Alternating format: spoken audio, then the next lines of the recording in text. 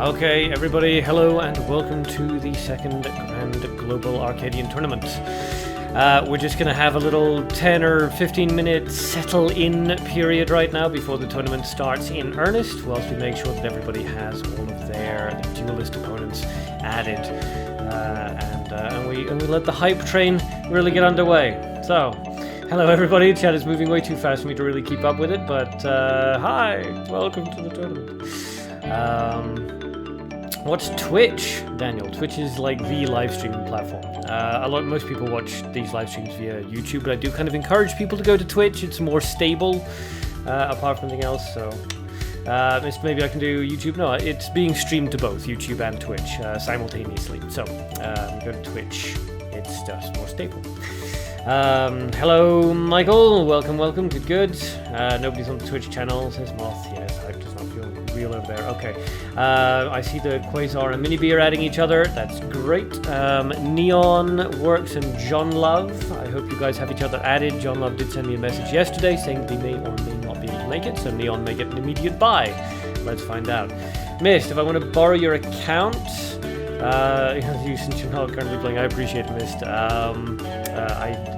But I don't really need it. Thank you anyway. Mini-B, you still want to sleep? Yes, so do I. Heyo, Enamata, welcome. Moth, Twitch is the boring channel. Gamby, Snow Leopard, good, you're here, excellent. And Quasar and Brian have managed to add each other, that is perfect. Alright, so, just so that I can see who is currently ready to fight, I know that Mini-B and Quasar are ready to go. But Neon and John Love, I can see that Neon is here.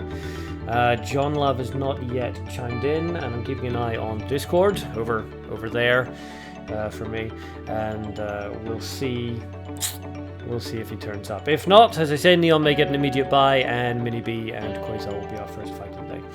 My music is still running. Yes, it's supposed to be still running. It's supposed to be hype music, right? If you got the music turned off, everybody do let me know. But I think it's kind of okay. Yep, Neon sending for John Love. You are around. Good. Excellent. Never do acid, kids, Mrs. Miss Zero. It'll hurt you for life. Don't do drugs. Period. Would generally be a good idea. Anything that messes with your brain's chemistry is probably not a good idea to muck around with. Just a thought. Hype music. Good, yeah, thank you, Dan. Somebody appreciates it. I'm currently looking into getting a bigger music library that I can do on this, but it's difficult to find non-royalty stuff. It'll be awkward without the music. Guess what I thought, just moments of silence and me talking over it. Neon just finished dating, that's fine. Kira Tomoxman, hello, welcome to the stream. Miss Hero Hunt. Okay, so Game of 404 and Riky Novi, if you guys can add each other just in case. I mean, maybe Reaper CC that wins, and then Hunt doesn't hurt. Okay. Liking the music really, Daniel? Good. Excellent. That's what I'd like to hear. Hypnotizing. Is it really hypnotizing? It shouldn't be hypnotizing. It should be not exactly hype music, because again, it's a bit difficult to find good royalty-free music for free, but it should at least be exciting enough. Alright, let's say hello Johan, welcome to stream. It is 6 minutes past now. Let's say that we will begin the battles in 4 minutes, okay? Since everybody seems to actually be pretty well organized. So Neon and John Love, if you guys can be ready to fight in 4 minutes from me, basically 10 past for everybody else. What am I drinking? It is my special Arc Juice, the source of all my powers, and the ingredients of which are closely guarded secrets, because were I to tell you, your mortal mind would explode, and I don't want to have to pay for the cleaning. Moth likes Timo's name. BBCC, Cheng Li, hello. Alright, good. Everybody seems to be jumping in, that's excellent. Neon's ready, good. John Love, are you ready? Miss, this music is the type of music you would use to wake up or doing a morning jog. Yeah, that seems about right. Yeah. As I say, I've got I'm looking into a site called Epidemic Music, which looks pretty freaking awesome, so we might be seeing some better music coming up in the future. Aeschylus, ready as feck. Arc, my poster now showing in game. Yes, Finally, look everybody. I finally... Oh, you can't look. It's my... you can't see my screen. But yes, if you're in game, you can look at the Twitter feeds up at the top on like the home menu or something. I actually managed to get a tweet in there for once. Secret ingredient of our juice is Scottish goat blood. Brown said that, yes, amongst other things. John Love, you ready? Excellent. Good. SpongeBob voice. Alright, good. Now I will be listening to your voices and stuff. Snow Leopard, Nick Stalker equals Magnum Opus. No, Nick Stalker had to drop out for personal reasons, so Magnum Opus took his place. Nathan, you're ready to rumble, although you're not too good. Aye, High Roller. Welcome. And yes, Alright, so 2 minutes until the first fight. 2 minutes until Neon and John Love, and that will kick off the first round. For everybody who may not be up to date with this, we're going to be doing the first round, top to bottom, left to right, on the brackets that you can see on your screen. And then we will also be doing the second round. Tomorrow, we will be doing the quarterfinals, semifinals, and finals. And the winner of the finals will receive 10 million gold after tax for their very own. I mean, it's not sure if the music is too high, my voice is too low. I can turn it down a little bit. I have it at 50% right now, but I've dropped it down to 25. See if that helps. Aeschylus, your prediction is Watcher of the Forest Genie is going to be one of the hardest cards to deal with. Could be. I'm saying nothing. I, of course, know what everybody's decks are, because they had to register with me, but I ain't giving nothing away. Which I know is a double negative, but shut up. T-Boy, you're using Magnus... 2, his skill, Magnus? You mean Ragnar? Because I don't think there is a Magnus hero. I'm just checking quickly now. I'm pretty sure that's Ragnar you're thinking of. Yeah, yes.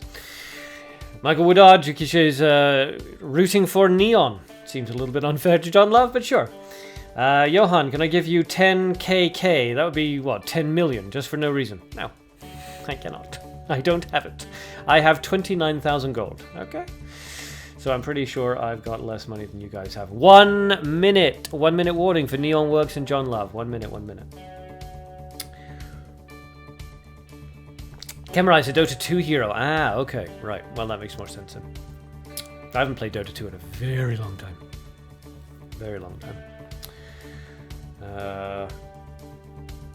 I used to play with my brother. What was it? It was Ursa and Io, I think, was our combination. We loved that combination. That was so much fun. I should stop drinking the dark juice, actually. I'm going to put this cap on here. I'm going to put that off to one side. Aiki Neon. Ike. Oh, Ike. Okay, yes. 10 million gold is unprecedented. It is. I am pretty sure it is the highest gold reward offered by any grassroots tournament so far. I'm pretty sure. Correct me if I'm wrong, but I'm pretty sure. Johan, you're just kidding to relax the atmosphere in here. I don't think the atmosphere needs to be relaxed. I think the atmosphere needs to be cranked up. I think we need more hype. I believe in you guys. You can hype this up. Samurai Quack believes in you. Everyone is behind you. Hype it up, people. Hype it up.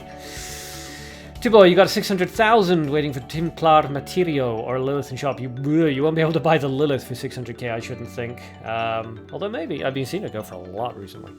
Gin Tonics, hello and welcome.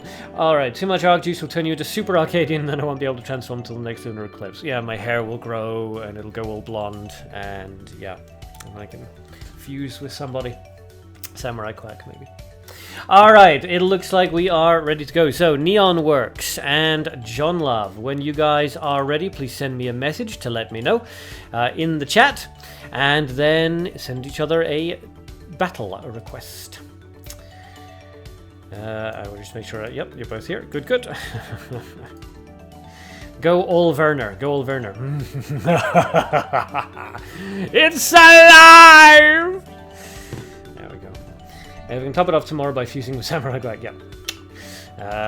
John Love is ready. Good, it's a goat. Excellent.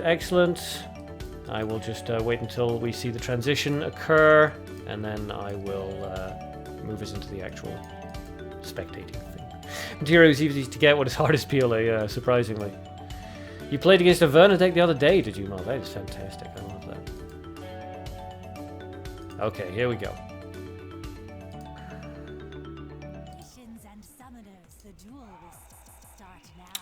The duel will start now. Did you guys hear that? It went all weird. Anyway, John Love up at the top with no mutants and the Tina hero. Neon Works down the bottom with 3 mutants and the S hero, my current favorite hero. Both players using gold, nature, and light. So this should be interesting. John Love begins, and let's see if he decides to play defensively or aggressively. As veterans will know, this first turn can make all the difference in the game.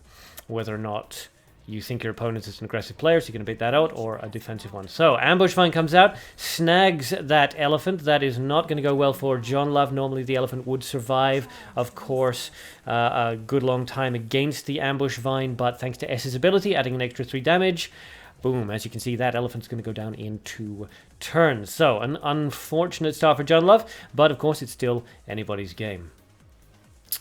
Let's see how this goes. We've already got people in the chat cheering for their particular favourites. Holy Missile comes out, snags the Ambush Vine. An interesting choice by John Love there, obviously just wanting to clear the battlefield. It does, however, of course, put the Ambush Vine back into the grave, so John Love is going to have to be aware of that if he decides to play another creature. This Light Eagle, for example, now, John Love really does need to answer it. Can't really do so with a creature, apart from anything else. The Eagle has an equivalency of 8 attack value, thanks to S's ability. That and, of course, if John Love plays anything, the Ambush Vine, or plays a creature rather, the Ambush Vine is simply going to be summoned out in front of it.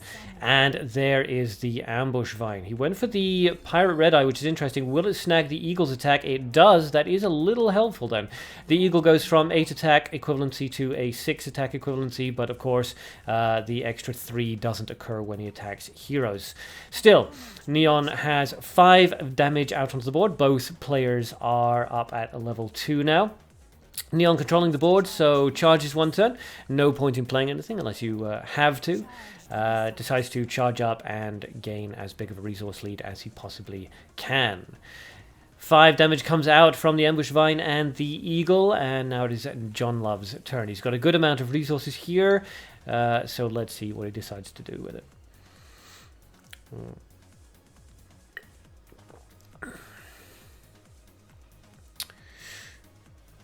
Out comes Wonder Chaki, an interesting choice. Okay, so Wonder Chaki, because it's not known very well used, rather, I'll just bring that open. At the end of a turn, if there's an opponent creature in front, -1 gold to the opponent and +1 gold to you. And Kadir's Cat comes out. Very interesting play there. Neon will almost certainly choose to remove the Wonder Chaki. He doesn't want to drop his own gold value, and he doesn't want John Love receiving that big resource boost that the Kadir's Cat and the Wonder Chaki will continue to get. Out comes the Golden Garden Eagle, and that, of course, will immediately destroy that Wanderer Chaki thanks to Neon's high gold value. And the Ambush Vine moves in front of the Kadir's Cat. That is, of course, going to do 5 damage thanks to S's ability, which will kill the kitty. Unfortunate for John Love there, both of his creatures being taken down by one of Neon Works' creatures' equivalency. That Golden Garden Eagle was very well played there. Ambush comes out, takes care of the Ambush Vine, the Golden Garden Eagle, and the Eagle, immediately dropping all 3 of them into Neon Works' grave. And of course, Neon doesn't have enough nature resources now to automatically summon out the Ambush Vine. Mirror Ghost Gold +1 comes out and immediately floods the field. Now, this is going to be interesting. Of course, if John Love can find the correct... what the hell happened here? If he can find the correct ghost, which is a 20% chance to do so, then of course all the ghosts will disappear. But if he gets it wrong, then the ghosts will hang around. And of course, all Neon needs is 3 of those ghosts to survive in order to land fatal damage onto John Love.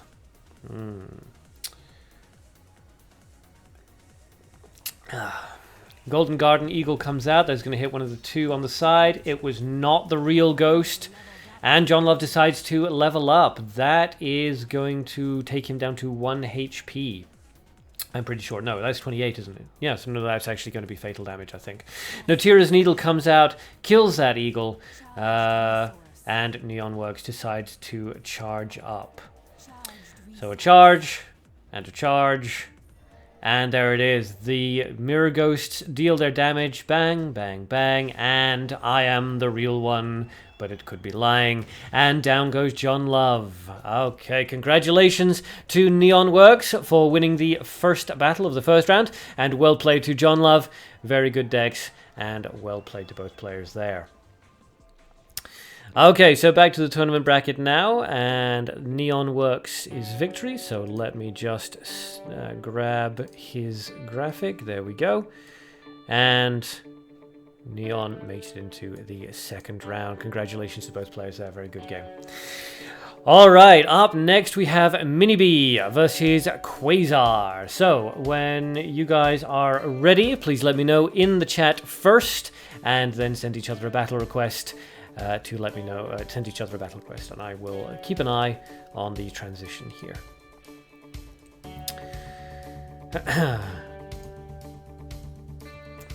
Enamata is looking forward to fighting Neon. Yes, it should be a good fight. Alright, let me see. We've got, who's it, Minibi and Quasar. Good. Okay, they're both ready. Minibi is ready. Excellent. Who to root for? Asked James. Yes. Oh. It is a question. Enamata versus Neon will be a really fun fight to watch. It always is. I think they've gone up against each other a couple of times during our Sunday sub battles. Always enjoyable. Two of your favorite subreddit members. Not that the subreddit is particularly active right now. I suspect, to my shame, that the Arcanos Discord channel has kind of distracted people off the subreddit a little bit, which was not my intention. Anyway, just waiting on Quasar now, I think. Let's see, yep. Tibble, you bought 4 golden garden cats for 8,000 each and repaired them. Good. I mean, 4 is a lot, but sure. League Pros. Yep, Minibi's waiting. Yep. Okay, looks like Quasar is online. I do see his friend, his in-game name. That's it. Which mirror ghost is better, the normal +1 or the gold version, Johan? I prefer the gold one. You can work into more decks, but it's up to you. Quasar just sent me a notice on Discord to say he's ready. Excellent. So when you guys are ready, Minibi and Quasar, please send each other battle requests and we will get on. Moth, you only left because it became more about memes and strategy discussion, which isn't a problem, just a different type of place. I don't think it really became more about memes. I think just most people started asking their questions like on the Discord channel and things like that. There's not that many memes on the subreddit. I mean, there is somebody who keeps spamming it, but it's a different matter entirely. Okay, looks like the players are transitioning. There we go, excellent. And in we, okay, here we are.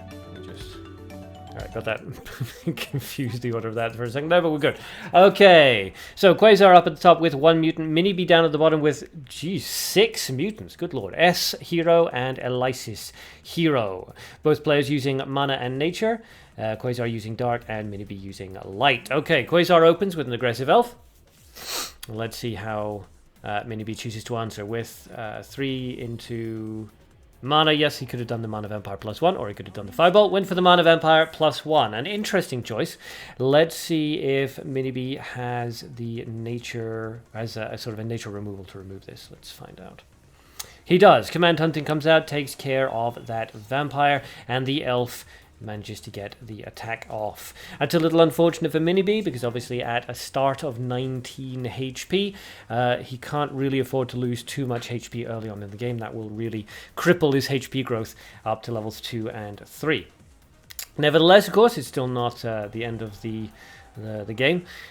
More than enough opportunity for Minibi to make his way back. And here's a good start. Card Appraiser comes out, blocks the Elf.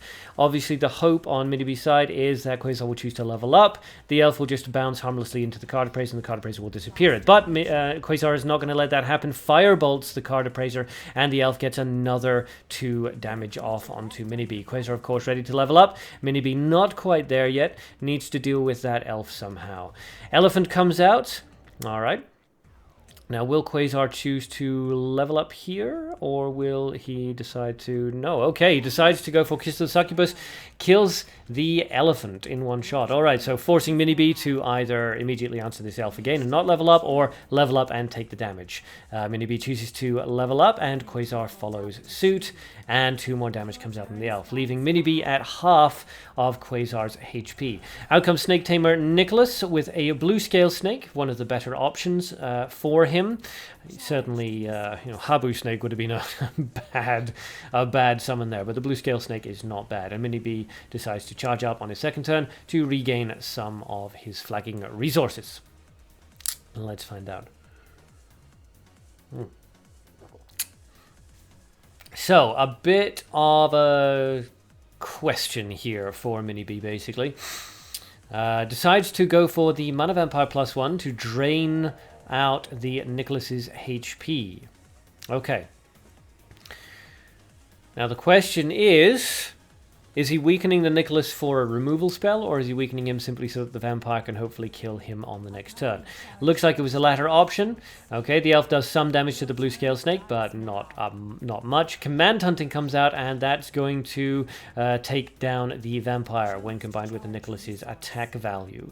This means that the elf and the vampire mana +1 are both going to die here, and that gives Mini B solid battlefield control with 7 damage on the field, and Quasar with nothing right now. Hellhound comes out, an interesting choice that will cause the Blue Scale Snake to vanish, and another snake to be summoned in its place, one with an even higher attack value. Natura's Needle comes out and takes care of the Nicholas. Of course, that does still leave that red scale snake out onto the field, but now Quasar has more damage out onto the field than Mini B does, or he did until that Hellhound was taken out by the Command Hunting. Okay, the Blue Scale Snake does 5 +1 damage thanks to S's ability, dealing 6 overall. Quasar decides to charge up. Now, will he play defensively again, trying to gain resource parity, or will he play something to block the 6 damage? He doesn't. He plays aggressively, which is interesting.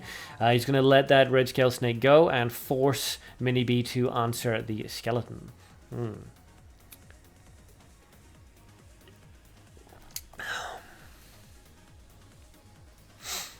Mini B is thinking about it. It is tricky, and with 6 cards in the grave and 1 card out onto the field, 2 cards out onto the field now, that means that Mini B now only has 4 cards in hand, and obviously the more the grave builds up, the more it's going to hurt when he eventually has to revive out of it. But here is the Mana Vampire Count Bronte +1.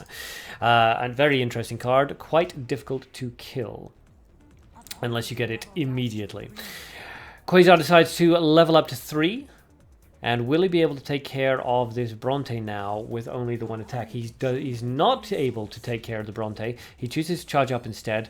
Bronte drains the health of the skeleton, and down it goes, leaving 15 plus an extra 2, making it 17 damage about to go onto Quasar. Mini B has really turned this around.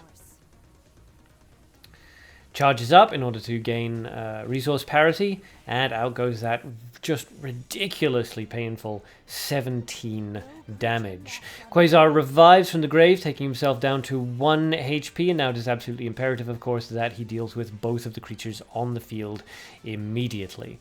Either one of them will, of course, land fatal damage. Witch Hunt, very interesting, takes care of the Bronte. 6 mana and 7 nature. Decides to go for the Firebolt to remove the snake. Very, very expensive, leaving him with 1, 7, and 0 resources to Mini B's 4, 4, and 8. Mini B taken both HP and resource advantage away from Quasar now. Let's see if he can capitalize on it. Revives from the grave, taking 8 damage and reducing himself down to 9 HP, and plays a Light Elf. Probably going to charge up now. Going to keep forcing responses from Quasar until he sees an opportunity, but maybe he'll decide to go aggressive. Let's find out. He decides to go aggressive. Okay, playing the Elephant, forcing Quasar to answer both creatures immediately now, or once again, face annihilation. The chat is alive with cries of comeback, and it's true indeed, yes. From a very, very shaky start, Mini B has managed to significantly push back against Quasar now. Let's see, discard into mana, which is quite interesting. And out comes the Imp, a very defensive play there. And Susano, okay, in front of the Elf. Now, Susano, of course, is going to be difficult to remove, but Mini-B doesn't need to remove Susano. All Mini-B needs to do is remove the Imp in order to gain... okay, out comes the Command Hunting. Interesting, that's going to weaken Susano. And out comes the Firebolt onto Susano. Down goes Susano, and that opens up the field for the Elf. Not sure why I didn't just cast Firebolt on the Imp, but either way, it works. A hell of a comeback there from Mini-B. Congratulations to him for winning the fight, and well played to Quasar. Very nicely done. Very nicely done. Okay. Dinner bracket. So, congratulations to Mini-B. I will add your name to the bracket. Let me see. I gotta go through a whole bunch of menus for this. Give me a second. There we are. Alright, congratulations and jubilations. Alright. So, 2 fights so far, 2 victories. Neon Works and Mini-B both emerging victorious. Let's see. Alright, next up we have Reaper CC versus Riky Novi. So when you two are ready, please comment in the chat to let me know, and then send each other battle requests. I don't see either one of them online right now. Moth, a lot of swearing apparently because there's all these asterisks. Will I remind everyone how to fix their spectator mode so they don't reveal their hands on the stream? Yes. If you would like to ensure that your hands are not revealed to everybody, please go up into your system settings and change the spectator mode to hide cards. Okay, I see Reaper CC and Riky Novi are both ready. Excellent. So send each other battle requests and we will make a start.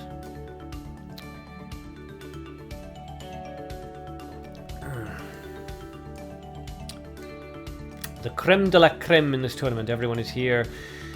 Go Neon, Sloth, Vert, Gamer, and Khengi. Yes, we got a lot of very, very, very good players. Some well-known and some not so well-known. Okay, looks like the transition has begun.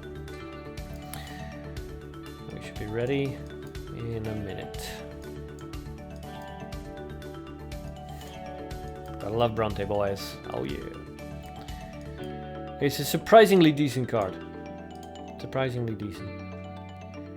And here we go. Alright, so Riky up at the top with the S hero and no mutants. Reaper CC down at the bottom with the Schooled hero and no mutants. Interesting. Neither player here going for mutants. Both players going for mana and light. Gold up at the top and nature down at the bottom. So, Reaper CC drops an aggressive elf. Riky does have the resources to remove that in mana and in light. So let's see if... Well, in fact, not in light unless it was a... Yeah, it would have to be a mutant, wouldn't it? And does so, but goes for the Firebolt anyway. And removes that elf. Out comes an Imp. Reaper CC playing a very aggressive chip damage deck so far. Let's see. Answered with a Leopard. Now, the Leopard, of course, will kill the Imp on its next turn if it survives, thanks to S's +3 damage ability. So let's see... if Reaper decides to remove it. He does. Out goes the magic missile that's going to weaken the Leopard, and the Imp is going to finish it off. Both players ready to level up here. Riky decides to, even though of course it does mean that he will take 4 damage, pardon me, from that Imp, thanks to S's negative ability. Alright, so Reaper and... Oh, interesting. Okay, so out comes a Forest Keeper Imp. So the Imp is being countered by a Forest Keeper Imp. Reaper and Riky both up at level 2. Both with characters out onto the field. Both with a good amount of resources. Both with a good amount of health. Let's see what Riky decides to do for the second turn. Decides to charge to regain some of those missing resources, and it does go into mana, which is quite fortunate for him. Out comes Mage 39, very interesting. Light finisher used to be all the rage, of course, in the rookie arenas, and to a certain extent in the PvP arenas way back in the day. Since fallen somewhat out of favor, but nevertheless, still a good card. Let's see. Out comes Persona Arisha, very interesting card by Riky there, an old C2 collaboration card. which of course allows her to absorb spells. So Kadir's cat also comes out. That will mean that Riky will gain resources provided he has a creature in the middle of the field at the beginning of every turn. So if Reaper CC does not want his opponent to gain more resources, he's going to have to remove that Forest Keeper Imp with a removal spell.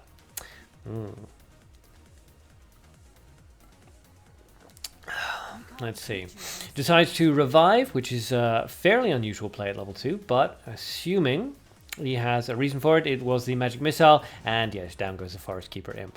Okay, so that leaves Kadir's cat and of course Persona Arisha out on the field. Persona Arisha going to be doing, 11 damage each turn, each fight rather, and that will allow her to land the finishing blow.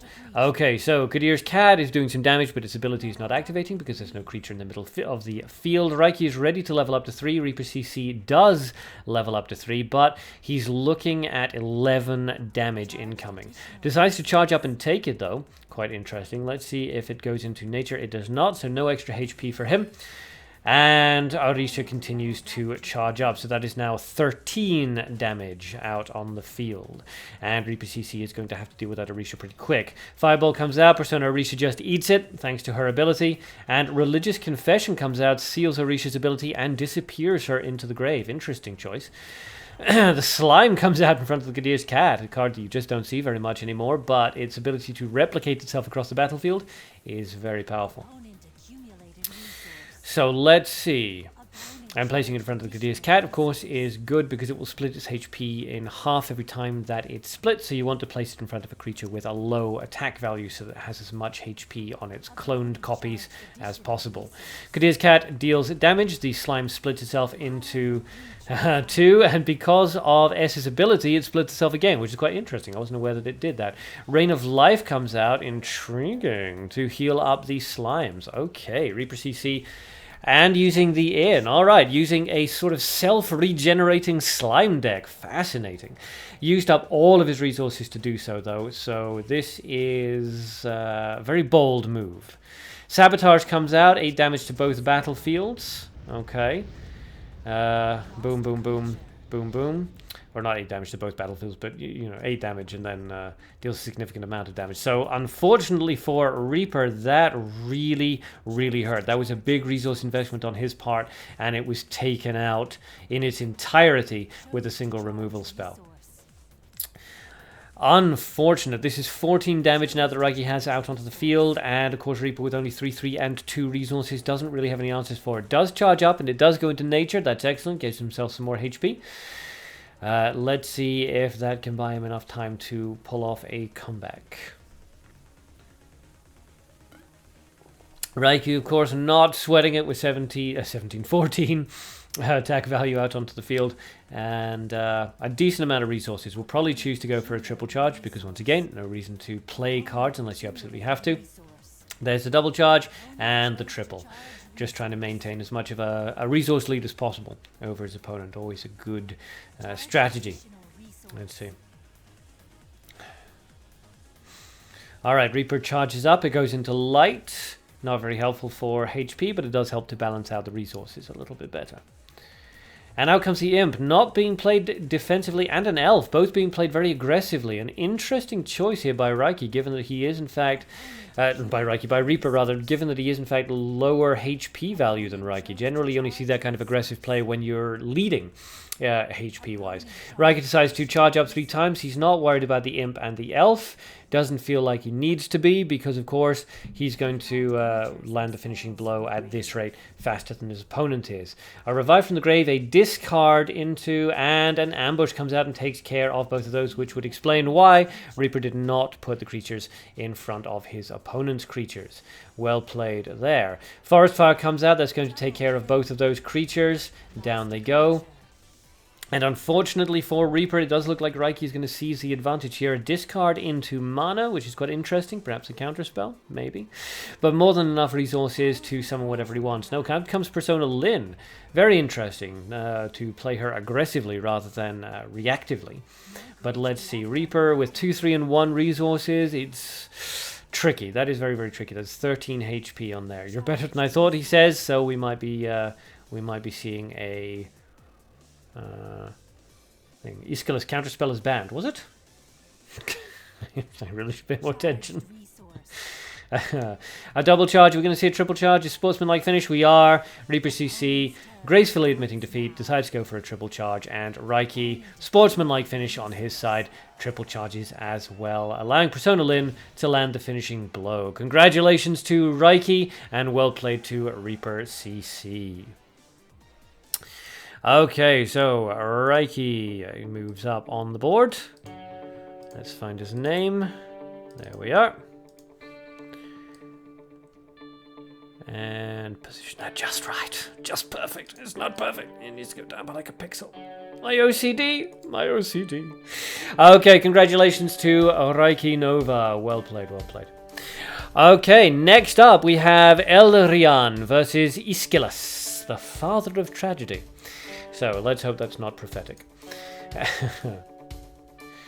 And I see I have a friend request from Riky. I will add you in a second. Moth, I should really turn on snap to grid. The bracket isn't designed according to an OBS grid, so snap to grid would snap it off center. So I mean, it already naturally tries to snap itself, and I'm having to hold down control not to move it pixel by pixel. Kalpesh, it's going to be you versus Miniby, yes, but not right now. Now it is Elleryon versus Aeschylus. So when you guys are ready, please let me know in the chat, and then send each other a battle request. Jukeshia, you're here, but you can't get on Discord. That's fine. Don't need to be on Discord. I prefer it if everybody's on this actual chat anyway. You guys are ready? Fantastic. Alright, yep, okay. I'll just wait for the transition to begin then. These are some great battles, says Moth, I agree. We're seeing some very high levels of play here. Very aggressive stuff. Looks like the transition has begun. The transition has begun. Sounds like you should have a movie soundtrack backing to that. It should be Running Feet. Possibly Brad Pitt or something in the background. Now you regret not going with your favorite deck. Oh, that's interesting. Aeschylus has just disappeared completely off my... there we go. There must have just been a weird little glitch in the transition. Alright, here we go. Rian up at the top with Fenny Hero and no mutants. Aeschylus down at the bottom with the S Hero and no mutants. Moth, you're definitely looking forward to when I have more music and sound effects. Yeah. Well, with live streams, there's not a hell of a lot you can do with that kind of thing. I mean, I could have the music going on in the background, but then I kind of need to silence the actual battle, so... Anyway, it is Aeschylus' turn. Let's see if he decides to go defensive or offensive. Wait, he cries. He gave you a random rental deck. Okay, alright. Scratch, okay, fair enough then. Concede the battle, and we'll do it again.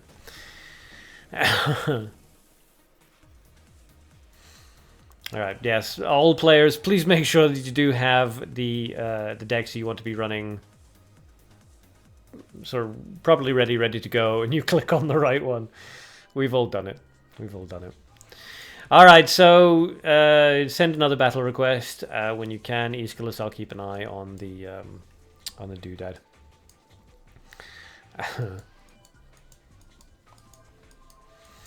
I'm going to see if I can remove somebody while we're doing this. I don't really want to remove QLI. He's very good, but 13 days is pretty apparent he's not coming back, so... Blame it all on the time zone. Always. Always blame it all on the time zone. No problem, Aeschylus. It happens to the best of us. Alright, looks like we might be back in. Okay, so as I was saying, Rian up at the top with no mutants and Aeschylus down at the bottom with 5 mutants. And the S Hero on Aeschylus' side and the Fenny Hero on Rian's side. Now, the last tournament we had some incredibly hilarious / extremely frustrating shenanigans with Fenny. When I think it was Yuxi managed to pull off 3 Fenny sort of HP survival activations in a single fight. So let's see if that happens again. A light elephant comes out aggressively from Aeschylus, and he's answered with an aggressive card appraiser, which is quite interesting. Not being played defensively there, being played aggressively. And a holy missile removes it immediately, unfortunately for that poor card appraiser. The elephant then landing damage onto Rian, of course, allows Aeschylus to level up on the next turn if he chooses to. So Rian at this point has to play somewhat aggressively. Decides to go for the Grave of Grudges in front of the elephant, which is quite interesting, given that thanks to the S's ability, the elephant does have the equivalency of 5 attack value against enemy creatures. So that's going to kill the Grave of Grudges pretty quickly. Probably before it has a chance of paying off its own cost, but it really depends on how aggressive Aeschylus decides to be here. Maybe this is why we all need light card appraiser. Yeah.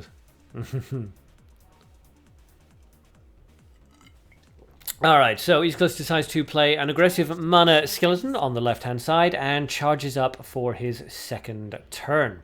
He's going to let that elephant just continue to pound into the Grave of Grudges. Grave of Grudges will, of course, just continue to generate graves. Rian charges up, reaches level 2, rather. And now the elephant will, of course, kill the Grave of Grudges. That will refund the Grave of Grudges cost, so it has done its job as a wall. 6 damage comes out from the skeleton, and the Grave of Grudges goes down and pays back 2 darkness resources. Rian's turn now, 2 actions, and 2 creatures out in the enemy's field. Interesting, a Lady Share comes out now. That is immediately, of course, going to die to the skeleton. So, is he using it simply as a block, or is he going to throw out a removal spell? No, he's just using it as a block, and then an aggressive Lorna. Okay, interesting. Hizu, so we're having second matches as well today. Yes, first round and second round matches today. Magic Missile comes out, takes care of that Lorna. The skeleton, of course, will kill the Lady Share in one shot, no problem, even without S's ability. And the elephant does manage to get 2 attack off onto Rian. So let's see how he decides to enter it now. He has a good amount of resources with 6, 4, and 7, so could still very definitely answer his opponent. Decides to drop a Detective Christie, not the +1 variant, so that's also quite interesting to see. And Vampire Count Bronte comes out. Interesting because, of course, thanks to that important clue, having 1 HP, Vampire Count Bronte cannot be killed. Interesting. So Magic Missile comes out, takes care of the Detective Christie. And let's see, decides to charge up. All right. Mini-B Detective is banned. Oh, no. Yeah. Doesn't matter, she went down immediately. And the normal version isn't any good.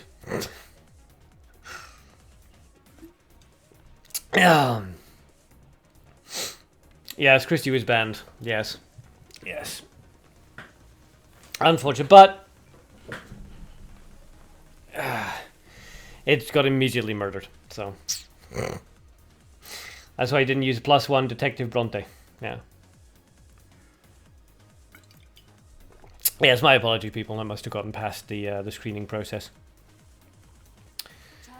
All right. Anyway, Aeschylus decides to charge up. 8 damage coming out onto the field there, and Bronte hanging out onto the field there, does some draining, and kills off the elephant. But that actually works out very well for Aeschylus, because of the 2 creatures to die, the elephant is probably, well, the elephant is definitely the best creature. You want the skeleton left out onto the field, if at all possible. Holy Missile comes out, does take care of that skeleton. Even cost, of course, so no big deal there.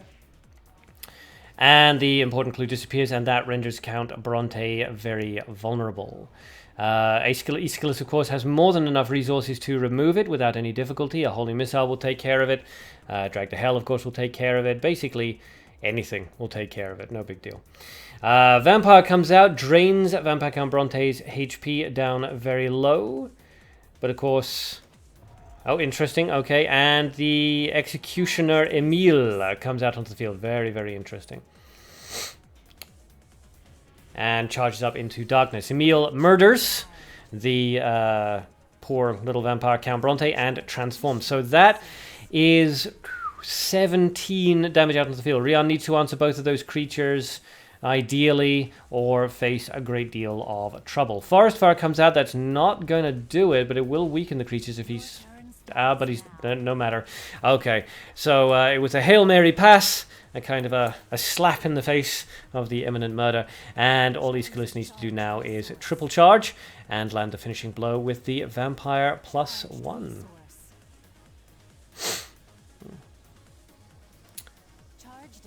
2 charges and a third for a sportsmanlike finish. Yes, there we go, the sportsmanlike finish. And Aeschylus takes the victory with the Emil, Execution Emil, which is fantastic, in the Vampire +1. But no, oh my goodness. Fene actually manages to survive that. Rion resurrects a card from the grave, but with... goes for the magic gourd bomb. That again is not quite going to do it. Another spit in the face, as it were. Emil kills the vampire to transform back into normal. Let's see. George, how many battles have you missed? You've missed, I think, 2? 3? I think this is the 3rd, but I'm not 100% sure. This is either the 3rd or the 4th. Alright, so Emil, of course, will deal fatal damage, but fatal damage sometimes doesn't take with Fene. So, Aeschylus might decide to drop another creature just to be on the safe side. He's charging up. Nerf Fene. Yeah, I mean, she is a balanced hero. Yeah, I know you're kidding, but yes. She is a balanced hero, but yeah, sometimes it can get really crazy. Alright, let's see if this one takes. And it does. Okay, and Fene does go down this time. We're not going to see any shenanigans like we did in the last tournament. The Executioner Emil lives up to his name and takes Fene's head. Congratulations to Aeschylus there, and well played to Ariane. Alright, let's move this over. And... image. Alright. And Aeschylus. Okay, so this was the 4th fight. Excellent. Good to know. Alright, so, congratulations. You thought you won, you walked away. Yeah, remember my Fene, says Jesus. Yeah, nobody can forget that Fene. That was a ridiculous Fene in the last tournament. Okay, so far 4 fights, and we've had Neon Works, Mini B, Riky Novi, and Aeschylus have emerged victorious. Next up is Atheraxia versus Galliamir. So when you guys are ready, please comment in the chat to let me know, and then send each other battle requests. Good, I see that you're both online. That's excellent. I don't see Galliamir in my friends list, but then it just gets weird sometimes. Ready? Good. And Galliamir's ready. Excellent. So send each other battle requests, and I will just monitor it for transitionings.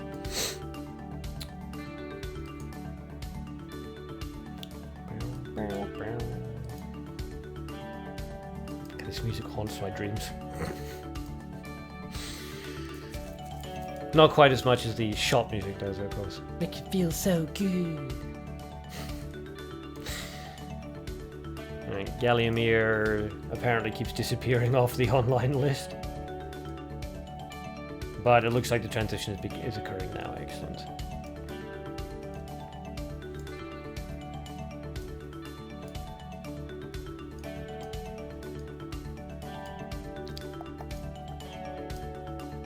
There we go. Okay, good. Alright, Galliamir up at the top with the S hero and 2 mutants. Atheraxia down the bottom with 0 mutants, and the hero whose name I can't remember now. Belphegor, I think it is. Oh, interesting. Spring of Memories comes out as blocked by the Ambush Vine. An intriguing play there to play an aggressive Spring of Memories. Okay. Flying Sword comes out aggressively on the far right-hand side. Ambush Vine's ability gets sealed, but no big deal. It doesn't have a consistently activating ability anyway. So yeah, it's an interesting choice by Atheraxia there to play the Spring of Memories aggressively. We'll see if he had a plan in mind for that. So, his turn, he's facing down 7 damage on the board, decides to drop an elephant in front of the Flying Sword. The Flying Sword, of course, thanks to S's ability, will kill that elephant before the elephant manages to kill it. So, Galliamir doesn't need to worry too much about that. He can level up to 2 quite happily now, or he can play some aggressively. Decides to go aggressive. Interesting. Trying to punish Atheraxia's HP as much as possible before the initial level up. Okay, so that 6 damage comes out onto Atheraxia, who is not quite ready to level up to level 2. Not that you'd particularly want to, with 6 damage on the opponent's battlefield. Magic Missile comes out, takes care of the Flying Sword. And now Atheraxia is ready to level up to 2. Well, Galliamir decides to level up. The Ambush Vine deals 2 damage. And Atheraxia, of course, has to level up to level 2 as well. Both players doing more or less evenly for resources at this point. And not doing too badly for HP on either side either. Galliamir decides to revive from the grave. Interesting choice. And the Ambush Vine, of course, continues to just swing away at Atheraxia. So let's see. I decided to go. I'm running out of arc juice already. I have to put that to one side again. Okay, so Atheraxia is thinking about his move. Decides to go for the Hellhound. An interesting play just to get rid of that Ambush Vine. It does, of course, put the Ambush Vine back into the grave. And Galliamir does have enough nature resources to re-summon it. Something that Atheraxia needs to be aware of whenever he plays another creature. Galliamir, considering his moves, decides to go for a Holy Missile, a solid counter to the Hellhound, and down the poor critter goes. Very, very good resource trade there for Galliamir. Both players still even Stevens as regards resources, more or less anyway, and doing pretty well for the HP value. Skeleton comes out, is blocked by the Ambush Vine. The Ambush Vine, of course, will be able to kill that skeleton in one shot, thanks to S's ability, unless Atheraxia manages to remove it. He does have the opportunity to decide to go for Susano. Interesting. Okay, so Susano's ability will actually kill that Ambush Vine. Down it goes, and that will charge up Susano by 1, and of course he charges himself up by 1 at the beginning of every turn as well, so that means that Susano will have enough energy to perform another AoE strike next turn if he decides if there's any more creatures. Okay, out comes Frey, and out comes Command Hunting. Interesting choice. Susano gets obviously some energy back. That's not going to be quite enough to kill Dragon Hunter Frey. The 6 plus the 7 damage is of course only going to do 13 to the Frey. So if Atheraxia wants that Frey off the board, then he's going to have to hit it with a removal spell. So let's see what he decides to go for here. Both Skeleton and Susano not doing brilliantly. Decides to revive for HP. Decides to revive out of the grave. And throws a magic missile down at a Dragon Hunter Frey. Okay, but the skeleton is paralyzed. Which I didn't actually realize it just happened. Didn't do that. Why is the skeleton paralyzed? Somebody explain that to me. It's very hot in here and I'm... and I'm not following this as well as I should be. Okay, Dragon Hunter Frey kills the skeleton and the Susano goes down to a removal spell. Atheraxia's turn, ready to level up to 3. Which he does, and 6, 2, and 3 resources now. White Shark comes out. Interesting, interesting. That will, of course, kill the Frey, but the Frey will manage to get a significant amount of damage off onto that creature. Undine Akora -1, so Control Akora comes out. And a light Command Hunting. Ouch, that is going to hurt. So Atheraxia and Galliamir both at more or less even HP at the moment. Atheraxia is slightly ahead in terms of resources, but no real easy options here. Obviously, Undine is a very good shutdown to a lot of Atheraxia's deck, the Hellhound and the Susano in particular. Not that he has the resources to summon them at the moment, but yes. Interesting. Out comes Drag to Hell, and it does take care of the Akora, which is probably for the best, given that I had the most HP. Frey will be slightly easier to remove, and it does free up the battlefield. Okay, so Command Hunting comes out, and that takes care of the Frey, but it does take Atheraxia down to basically no resources. Galliamir plays an aggressive Fox and an aggressive Black Spirit, one on either side of the field. Always a decent habit to get into if you like playing defensively and you want to remove any potential sort of flame emission shenanigans. I mean, I know it's banned for this tournament, but it's just, you know, it can be a good habit to get into. Alright, Atheraxia's turn. 3 actions, not many resources. How will he decide to answer this? Because that's just 14 damage on the board now, and that will take him down, of course, to 1 HP. 2 charges so far. And what will he do with the third action? He decides to drop Spring of Memories as a purely defensive block against the Fox. That, of course, won't do anything to Fox. Fox will kill it immediately thanks to S's ability. But Galliamir doesn't want to deal with that anyway, so he's going to remove it with a Holy Missile. The Black Spirit and the Fox will get their 14 damage off, taking Atheraxia down to 1 HP. And 1, 2, 3 resources, so you've got to admire the symmetry of it, in a way. Pattern of it, at any rate. Atheraxia charges up, and it goes into nature.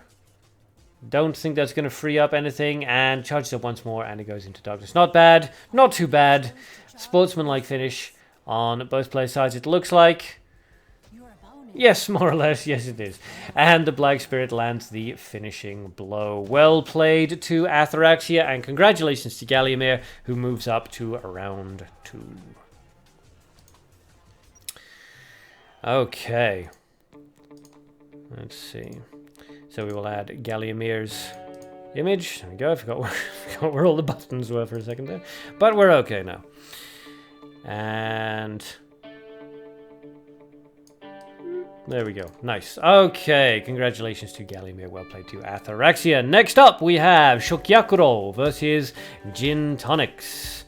And I have a 5-gem gift from Jukeshia. Thank you very much, Jukeshia. I appreciate that very much. It's going to go towards cards, which go towards videos. So, yes, next up is Shokyakuro versus Gin Tonics. Please get ready, you two. And when you are prepared, let me know in the chat, and then send each other a battle request. Gin Tonics, you're logging? Okay. Don't panic. Ah, yes, I see you online now. Good, good. I will wait for the transition to occur, and then we will move into the next battle. These are going by nice and quick. It's excellent. Moth is rooting for Shokyakuro because he's hoping to fight him eventually in the tournament. Fair enough. Both players getting a lot of cheering on there. People cheering for both Gin Tonics and Shokyakuro. Always nice to see. And it looks like the transition has begun.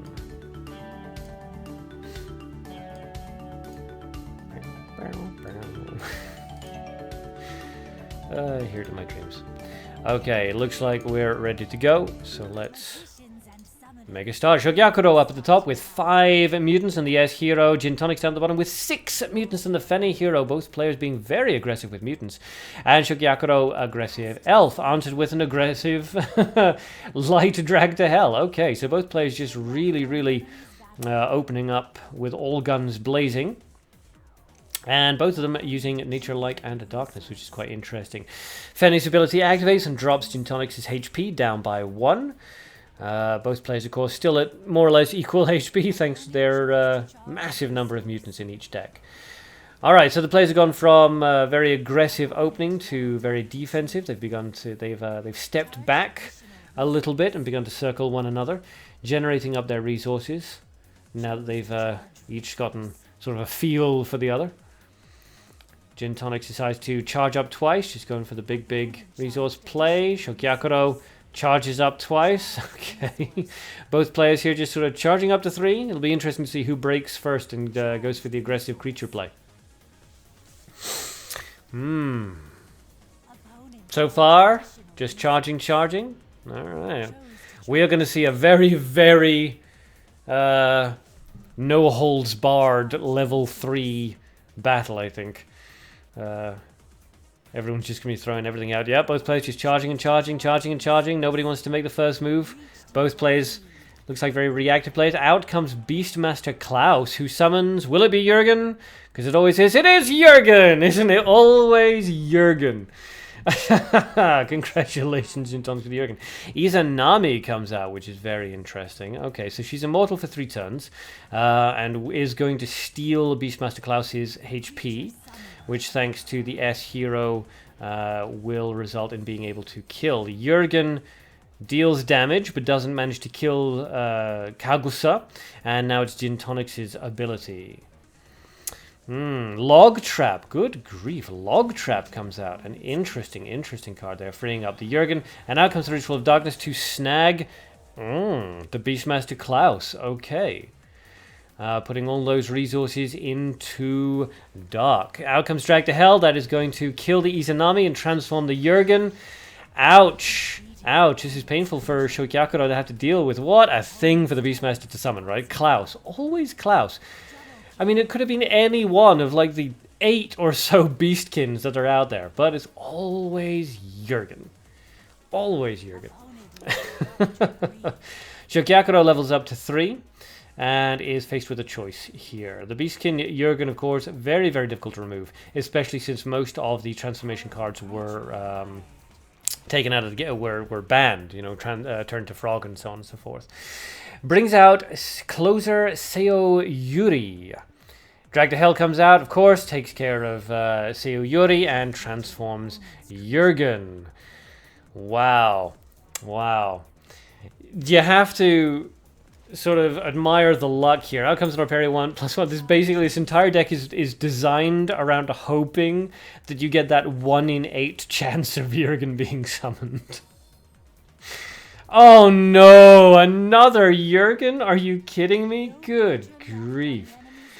Christian, pretty sure Klaus summons out of a pool of 3 beasts. He should be summoning any one of the Beastkins. That's his whole thing. He should just be summoning Beastkins. And there's like 8 Beastkins to summon from. You have Obi, you have Jones, you have David, you have Jane, you have Jurgen, you have... I don't know, I mean, does he summon Arthur? And so on and so forth.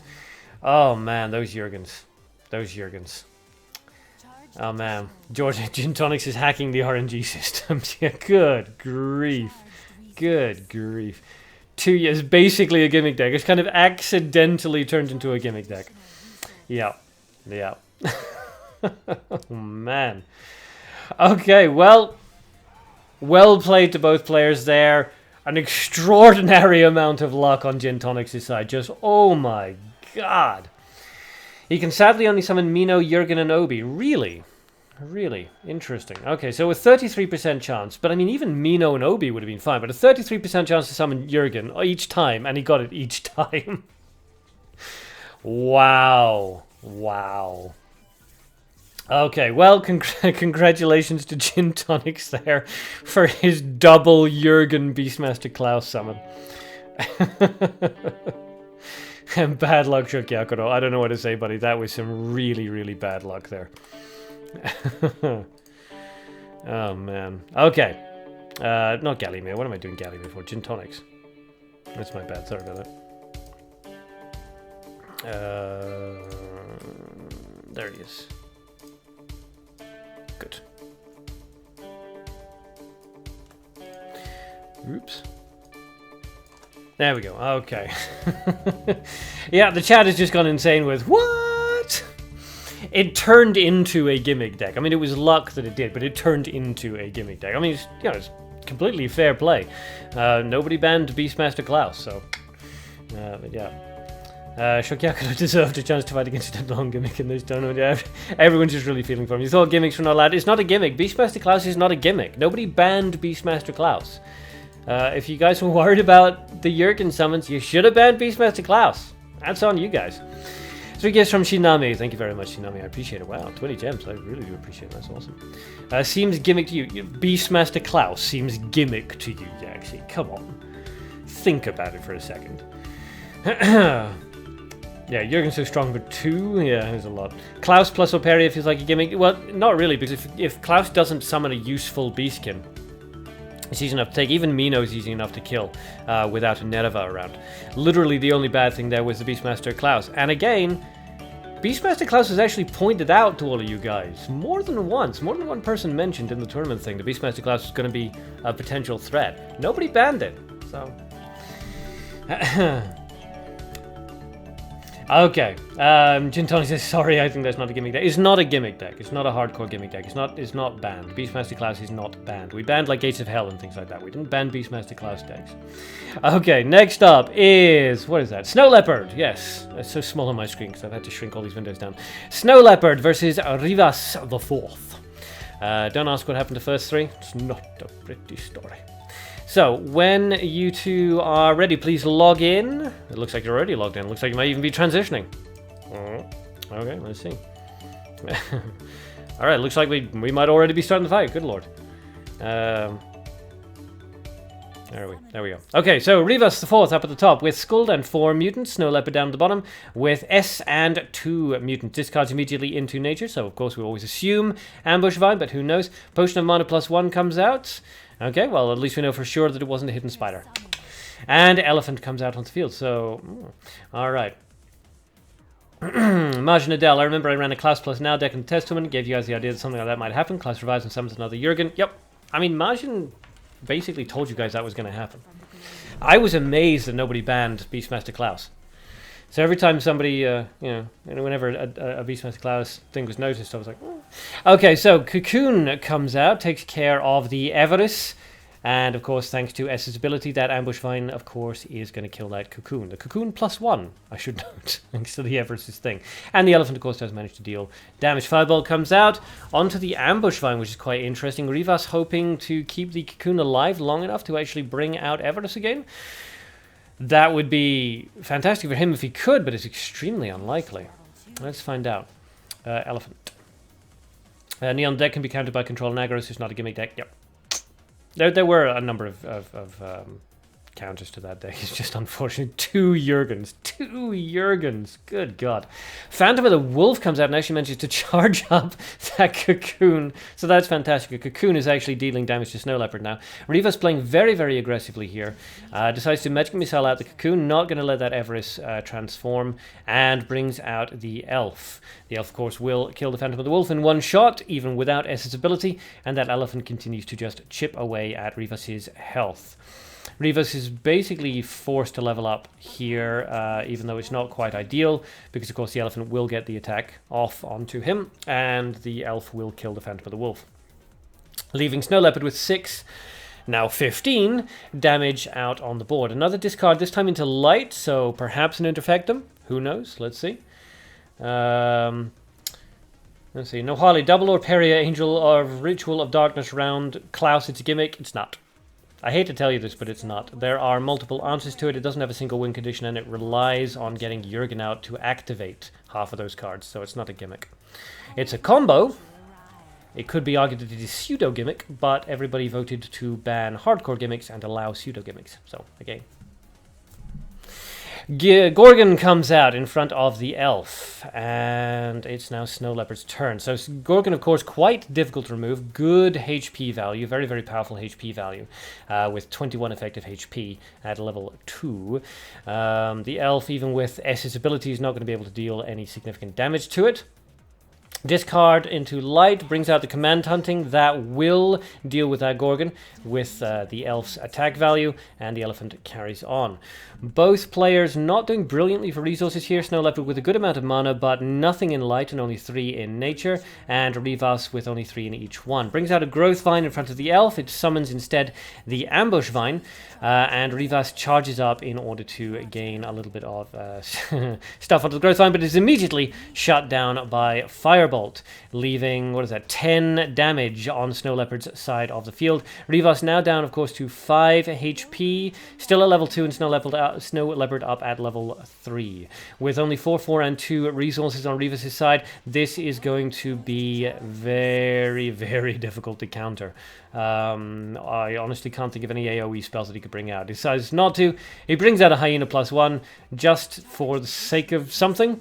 And, of course, that leaves the Ambush Vine and the Elf on the field, ready to land the finishing blow. Snow Leopard charges up. We're going to see a sportsmanlike finish. I hope so. There's the second charge. One more charge for sportsmanlike finish.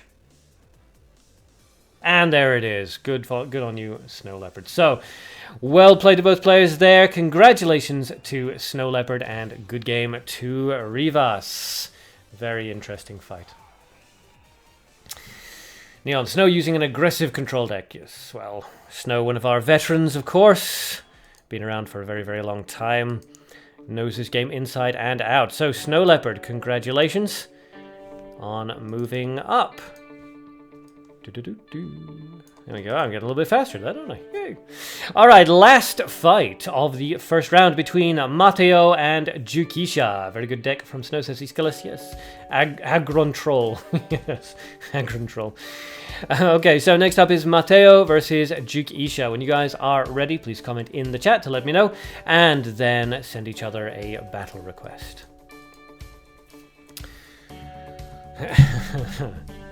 The cheerleader cheering begins already. Added him, he no add me. Matteo hasn't added you, Jukeshia. Okay, well. I don't see him online. And I haven't received any private messages on Discord. So, as per the rules, we will give him 10 minutes. And if he's not in, if he hasn't arrived by then it will be considered an instant, or an automatic, I should say, forfeit, and Jukeshia will not move up.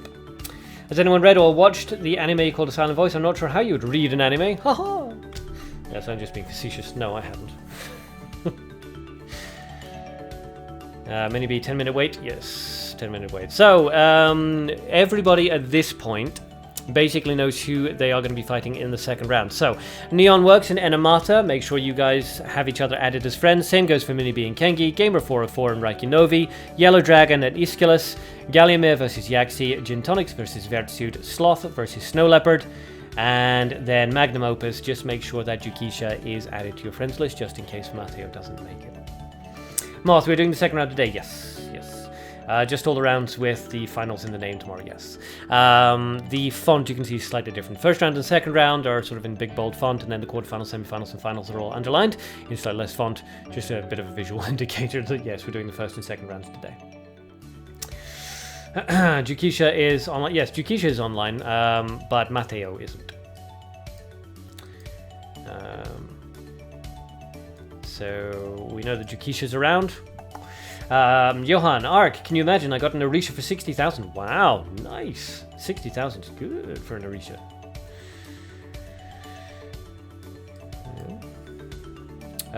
Who here is Snow Leopard? Snow Leopard is Snow Leopard. You were so hyped to play pirates. There we go.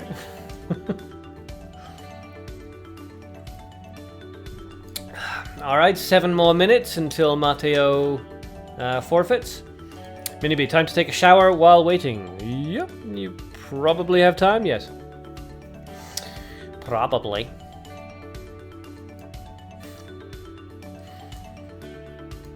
Alright, what should we do until then?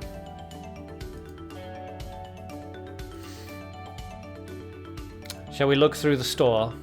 Shall we find some fun things to buy for 29,000 golds? Or not. I'm still just refreshing this page, hoping to see Matteo jump in, but so far no joy. Alright, let's rummage around in the store, just because otherwise this is going to get a bit boring. I mean, I would have set like the timeout time to 5 minutes, but it seemed a little bit unfair. So, let's see. You'll probably destroy me, but let's be friends, says Moth. Says a man, what do I think about Hades Izanami Hero? I like her. Actually, she's not bad. Mini-B will battle later in shower, yeah. The card I'm not very fond of. I don't think it's a very good card. But the hero is actually pretty good because her ability is actually wrong. Anybody who hasn't noticed this yet, you can see Hades Izanami's thing says that charging at level 3 deals 3 damage to a random creature. That's not quite right. Apparently it's a 3 damage to a random enemy creature. So if you charge up 3 times, you're basically doing 9 damage at the cost of 3 HP. So it's not bad. It's not bad. For the right kind of deck, it's pretty cool. The longest 10 minutes and many people battle later in the shower, yes. Let's rummage. Let's go through the store. And that way people can find some, we can find some good stuff. Let's see if we can find any good bargains. Shall we? Yes, let's do that. Look at this guy. Her description is confusing. Yeah, a lot of these descriptions are confusing. It's not great. This guy is fantastic, by the way. This guy is awesome. If you haven't got this guy, pick him up. He is freaking adorable. And actually not bad. He forces a removal for an equal or greater cost than himself. And his fruits are actually pretty cool. Most Koreans have bad gramming, James. I'm not sure if you intended that to be an ironic dig at your own intelligence, but congratulations!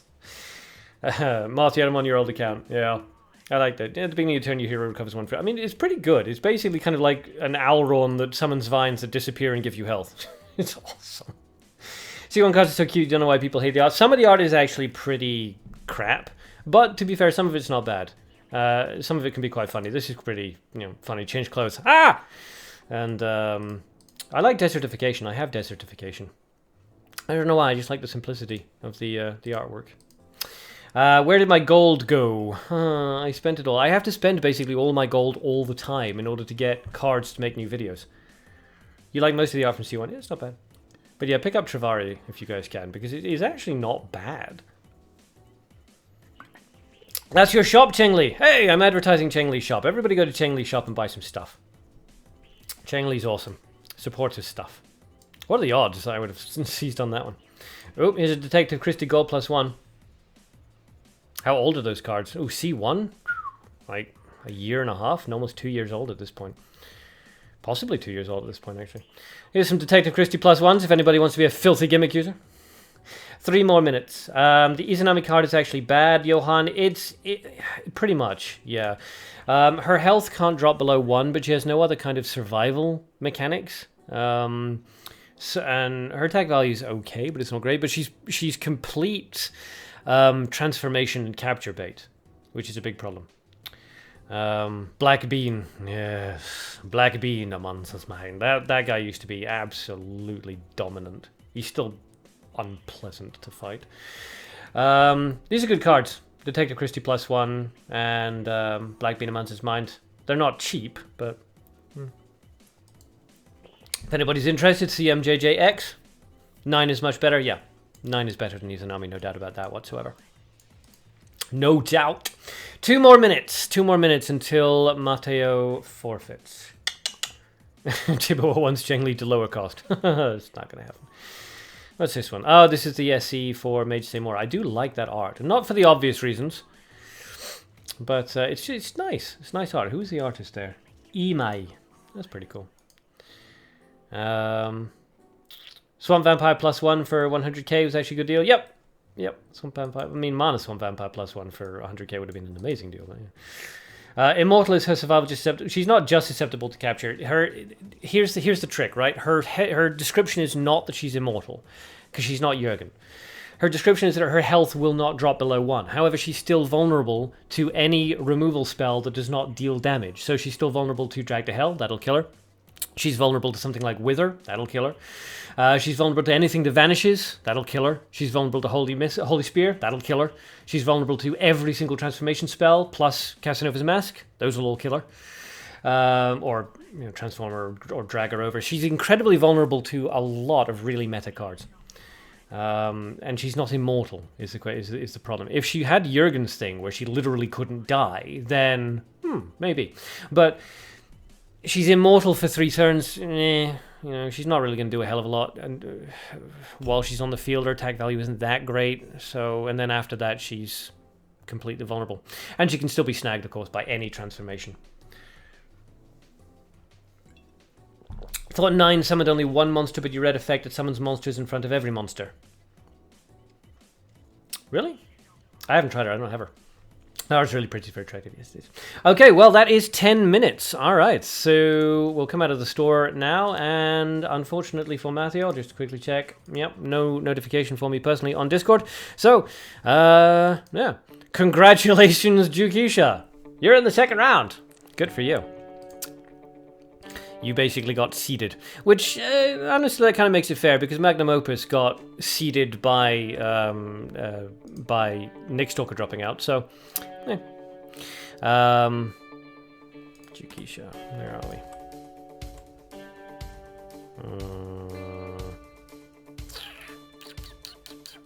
Why do I not have you on the thing? Yeah, that's weird. Good game for the free win, yes. She just steals enemy HP that's higher than her. Nah. Yeah, the Izanami, yeah. Why do I not have Jukeshia? This is freaking me out. Hold on. I apologize, guys. It's going to be another, just 3 minutes while I quickly make this. Oh, no, there it is. I don't know why that... Yeah, that was weird. I do have it. I knew I'd created graphics for everybody, obviously. But, yeah, for some reason, it just didn't want to agree that there was anything with a Jaina. Anyway, Congratulations to Jukeshia.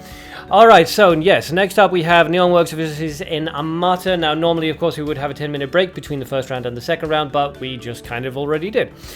So, Magnum, Opus, and Jukeshia, while everybody else is fighting, please add each other as friends. Neon Works and Enamata, when you guys are ready, please let me know in the chat, and then get into a fight. Johan, okay, but you're sure she's good in the right deck? Sure. I mean, any card can be used, but if you're asking what cards are good, then what most people judge it by is, can it get reliably into Platinum? And a card like Izanami is not going to make it easy for you to reliably get into Platinum. You can do it, you could get into Platinum with anything. But, yeah, is it a good card? No. Is it an average card? Is it a fine card? Yeah, sure. Most cards are fine. It's almost just like Fugitive Share -1, and then it's terrible. Okay, looks like Neon and Enamata are ready. Go, go, go. It's a goat. Oh. Brown is rooting for Mini-B to beat Khengi. Okay, and it looks like the transition has begun. Perfect.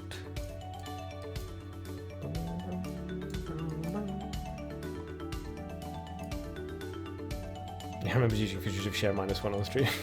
Yeah, I keep forgetting you did that. And I keep bringing up Fugitive Share -1 as like an example of a really bad card. I don't mean to dig at you.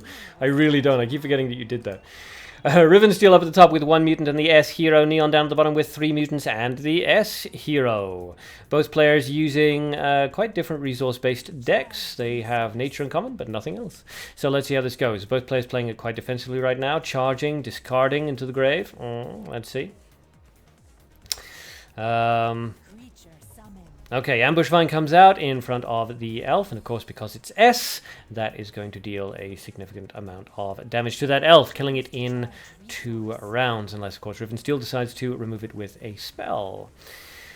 So there goes 5 damage thanks to S's ability, taking the elf down to 4 HP. Holy Missile comes out, so he is going to remove the Ambush Vine. Down it goes, putting it right back into the grave, but of course, with enough nature resources, now Neon can summon that out again. So Riven Steel has to be aware that the Ambush Vine is in the grave. Mini-Bees, what happened? Matteo had to forfeit. He didn't show up.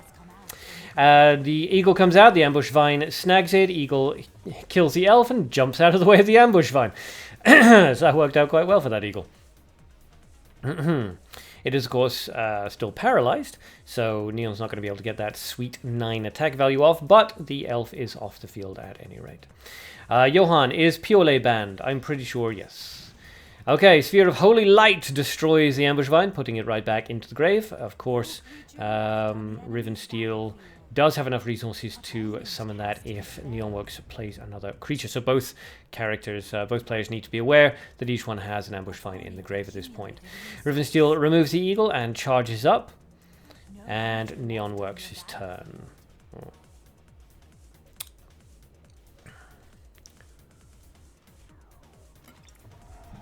Okay, out comes the Mirror Ghost Gold +1, and the Ambush Vine comes out in front of it, but of course that does leave the other 3 Mirror Ghosts. Now, if the Mirror Ghost that's in front of that Ambush Vine is the real Mirror Ghost, then that's going to work out very badly, but it doesn't matter anyway. Hellhound comes out and is snagged by the Ambush Vine, but that's going to kill all of those Mirror Ghosts. So let's see which one was the real one.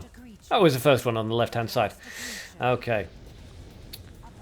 And boom, and down goes the ambush Vine's attack. And of course, because of the S's ability, he takes 1 extra damage. So Neon works down at 19 HP, Riven Steel up at 37. Riven Steel does have board control at the moment, but Neon works also does have the resources to remove these creatures. Interestingly, decides to go for a defensive block with the elephant onto the Ambush Vine, and pretty much ignores the Hellhound.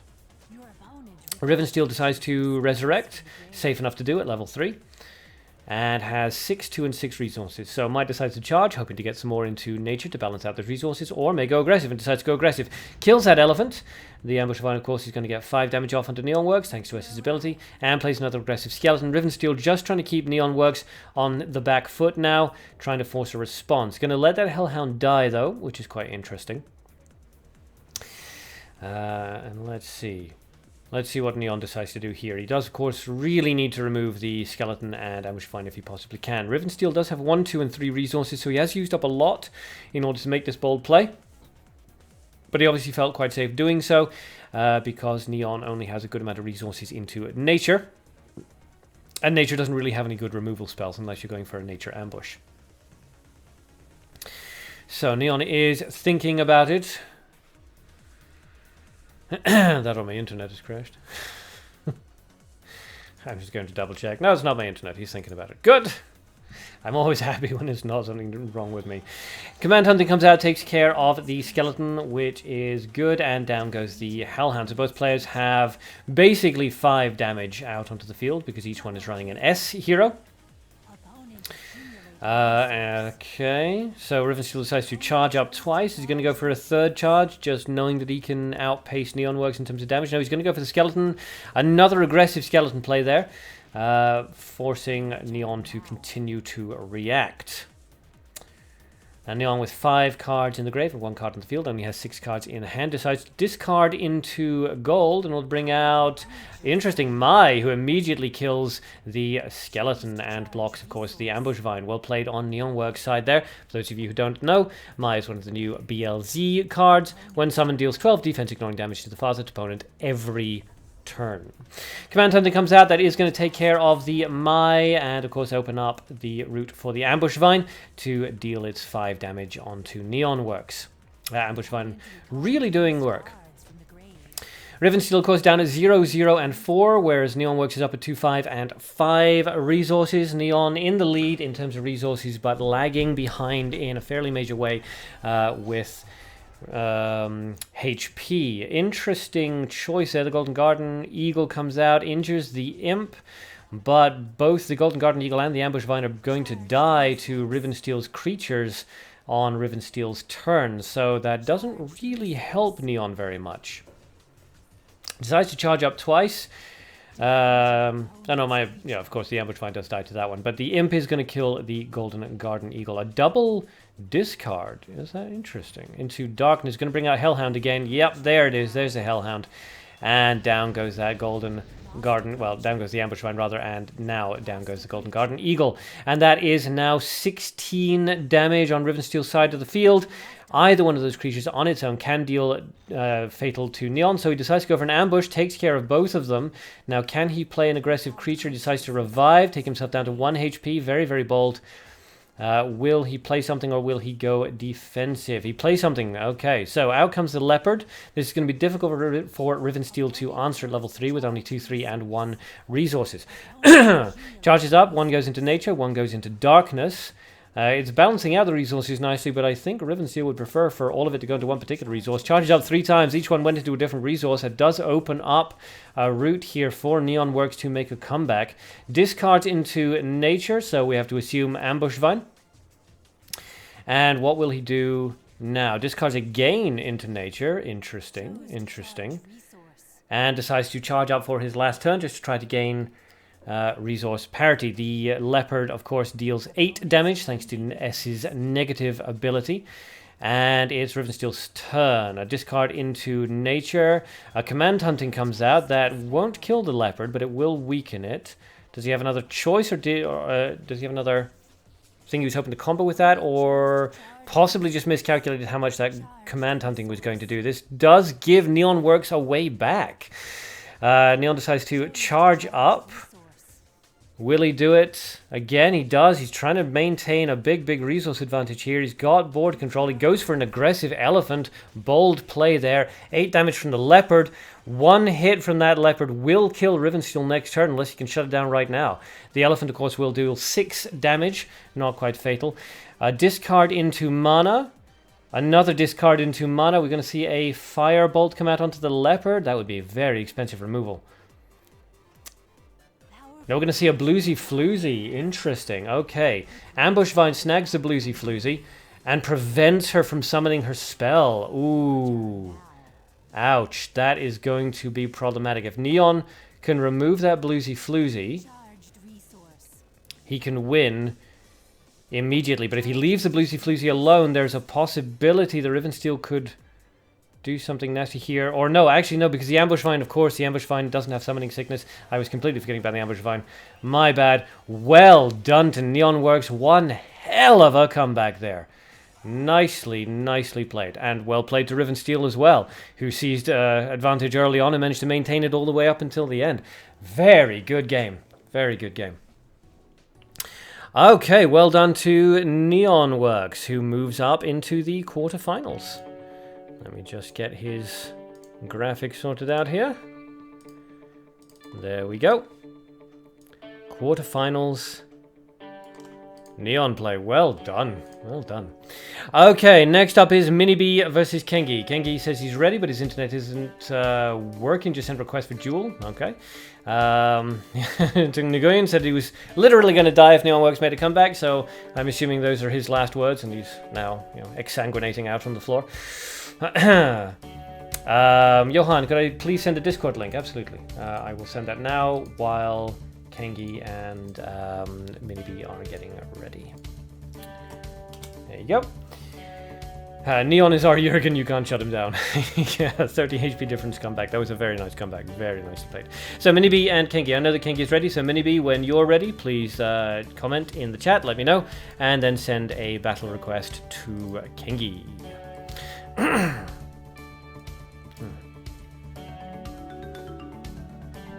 Alright. Look at that bracket. The top is just neon, neon, neon. Cowpesh is ready, and Minibi is ready. Fantastic. Okay, so send Minibi, if you can send a battle request to Khengi, and we will make a start. And yes, good job for Enemata, who really did seize a very controlling lead at the beginning there. Didn't quite manage to hold on to it, but very well taken.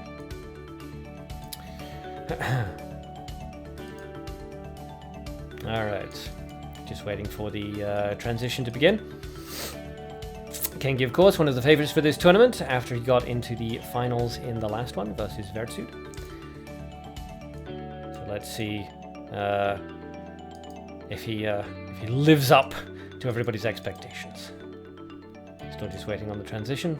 Looks like it may be occurring now. Yep, good, it's occurring now.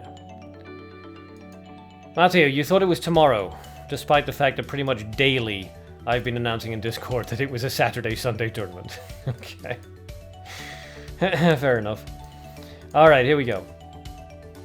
We have a subscriber. Unfortunately, I don't have it set up on the tournament bracket. I apologize, but thank you to whoever just subscribed. I appreciate it. Khengi up at the top with L hero and 1 mutant. Minibi down the bottom with the L hero and 2 mutants. Interesting. Paralyzing Bullet comes out to paralyze the Forest Keeper Imp. Doesn't quite kill it. Interesting choice there on Minibi's side, and I bet he's wishing now that he'd kept a hold of the Paralyzing Bullet to kill that Flying Sword. Alright, Minibi's turn. 2 creatures out of the field, both of which will be ready to deal damage on the next turn. Interesting, Minibi decides to block the creature with the lower HP value, with the lower attack value. Yes, interesting choice. Forest Keeper Imp and the Flying Sword managed to deal their damage thanks to Khengi removing the Elf. Out comes the Leopard in front of the Forest Keeper Imp. Let's see.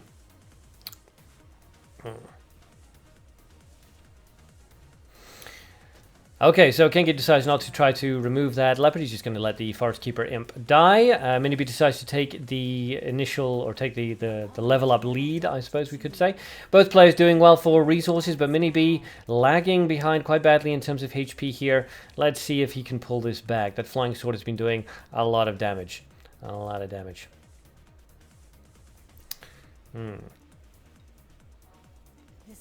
Interesting. Skeleton comes out and is snagged by a Cocoon Trap. An interesting play there by Khengi. But, still the Flying Sword will kill that cocoon before it can do anything. Before it can transform back to normal or anything like that. Leopard does manage to land a little bit of damage onto Khengi. Magic Missile comes out. That's going to take care of the Leopard. And is he just going to let the Flying Sword hammer into the cocoon? No, he's not. He's going to command hunting that out. Very aggressive plays here by Khengi. Just really hoping to kill Minibi as quickly as possible.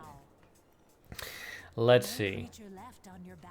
Out comes Mai. takes care of that flying sword finally, after taking a lot of stabs from that thing. Those flying swords can be surprisingly effective if they're left alone. Out comes the flying sword once again, and command hunting takes care of the Mai. Khengi, of course, doesn't really need to invest too many resources at this point. A single shot from basically any of his creatures will be enough at this point to kill Minibi. Drag to Hell comes out. Is he going to level up now? We assume so, yes, and that takes him up to 9 HP. Let's see. Khengi follows suit, levels up to level 3 as well, and brings out an aggressive elf.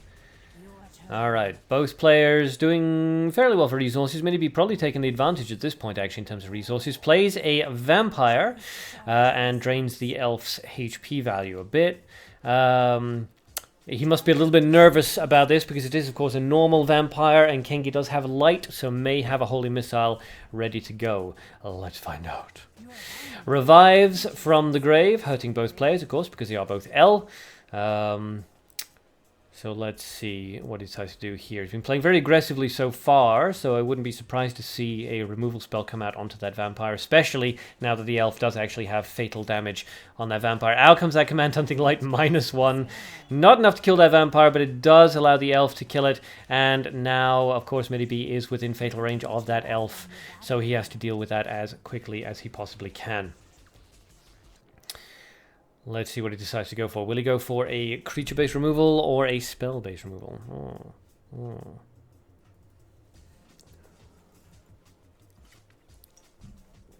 He's thinking about it. It is a tricky decision to make.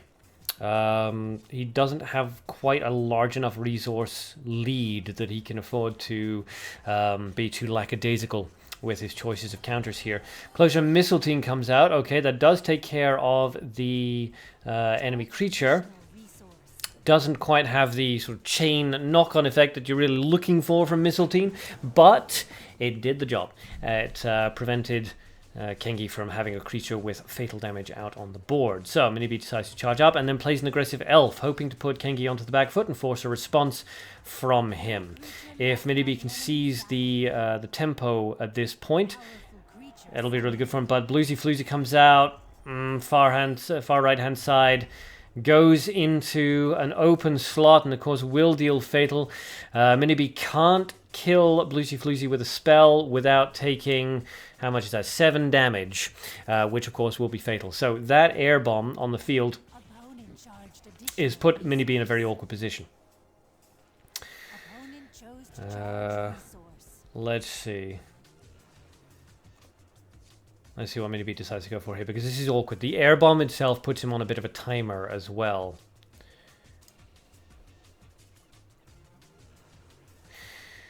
So he's going to have to deal a fairly large amount of damage in a pretty short amount of time. Decides to play the skeleton in front of the Bluesy Floozy. No removals. This is risky, of course, because if Khengi removes the skeleton, which isn't too difficult, then Bluesy Floozy will immediately deal fatal damage. Minibi charges up. Okay. Okay. Decides to charge again. Yep, okay, charges up a second time rather. Alright, so the elf and the missile team deal 12 damage to Khengi. Khengi discards into nature. Yep. Discards again into nature. Brings out Tiger. Interesting. Drops the attack value of both Missile Team and the skeleton. Bluesy Floozy hits into the skeleton. Doesn't quite kill it. Alright, so Khengi deciding to play this one defensively. Interesting. Okay, this does give Minibi options. Not many, but it does give him some options. Skeleton, of course, is still very vulnerable, and if Khengi removes the Mistletoe, then he's also very vulnerable there. However, both Mistletoe and Skeleton are protected from the command hunting because the elf does have more HP. Maybe having to think about this one very carefully. There are ways to come back here. There are victory paths here. Okay, a revival from the grave, which of course hurts both players. Minibi doesn't really care about that at this point because he's already within fatal, but it does hurt Khengi. Now, a little bit of damage comes out from Mistletoe and Skeleton, not as much as he might like, but yes. And out comes a magic missile that takes care of the skeleton, and that will allow Bluesy Floozy to land the finishing blow. As we predicted, the skeleton was a bit of a weak link, but there was really nothing else the Minibi could do with that air bomb sitting out there on the field. So congratulations to Khengi for moving up, and well played to Minibi. A good fight there. Very, very close, especially by the end. So Khengi moves up into the quarterfinals. There we go. Alright, so tomorrow it will be Neonworks versus Khengi. Oh, intriguing, intriguing. Minibi was close, yes. It was very, very close. Very, very close. Okay, next up we have Gamer404 versus Riky Novi. So, when you guys are ready, please let me know. I have 2 gifts from Whippy, 6,000 gold. Thank you very much, Whippy. I appreciate that. Okay, next up, as I say, Gamer404 versus Riky Novi. So when you guys are ready, please let me know in chat, and then we will make a start.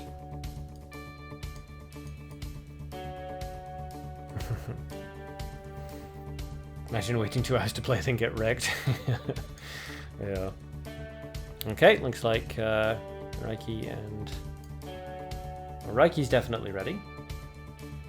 Just waiting on Gamer404. Oh, here we go. Good. Alright, looks like we're going. Alright, here we go. Gamer404 up at the top with the S hero and 1 mutant. Riky down at the bottom with the S hero and 0 mutants. Both players running nature and dark. Gamer404 running light and Riky running nature, running gold. So a leopard comes out, is immediately hit with that ambush vine. Because of S's ability, the ambush vine, of course, is going to have no trouble whatsoever taking care of that leopard. It's already down at 1 HP. Gamer404 follows up with an aggressive elephant, trying to put as much pressure onto Riky as possible. And Black Sheep Pan comes out, quite interesting there. So the leopard is of course just going to go down to the ambush vine. Riky chooses not to do anything about that. No big deal. Holding Missile comes out, takes care of that Black Sheep Pan. Down it goes, allowing the elephant to deal 3, thanks to S's negative ability, damage to Riky. The Black Sheep Pan going down is of course not the greatest thing that could have happened to Riky. The 3 damage is unpleasant, but the advantage of Black Sheep Pan of course is that it does not gain grave cost. So that's not too bad. Leopard, of course, also down, and that is a bit of a problem because that is now the equivalency of 6 damage coming out onto Riky. Decides to take the 6 damage and levels up, so he's going to take another 6. Gamer404, already well on his way to level 3, decides to charge up. And will he play it defensively? He does. He plays it defensively and charges up again. The ambush vine and the elephant deal 6 damage to Riky. A discard into nature, which is quite interesting, and a skeleton knight comes out onto the board. Always a good card. Gamer404 already ready to level up to 3. Let's see if he decides to play a card first. Cocoon of Evolution comes out onto the skeleton knight. An interesting choice there. Doesn't want to have to deal with all of that, but the hidden spider is summoned by that spell and lands in an open slot. Gamer decides to ignore that and levels up to 3. The elephant deals 3 damage to Riky, and the ambush vine makes a start on killing that cocoon. Riky revives from the grave, which is a bold move to make at level 2, especially when you're running low on HP already, and drops a leopard down in front of that elephant. Okay. Now the leopard will just kill the elephant before the elephant kills it, provided no removal spells come out. Fei Ling comes out, does switch places with the elephant and kills that, damages rather, that leopard.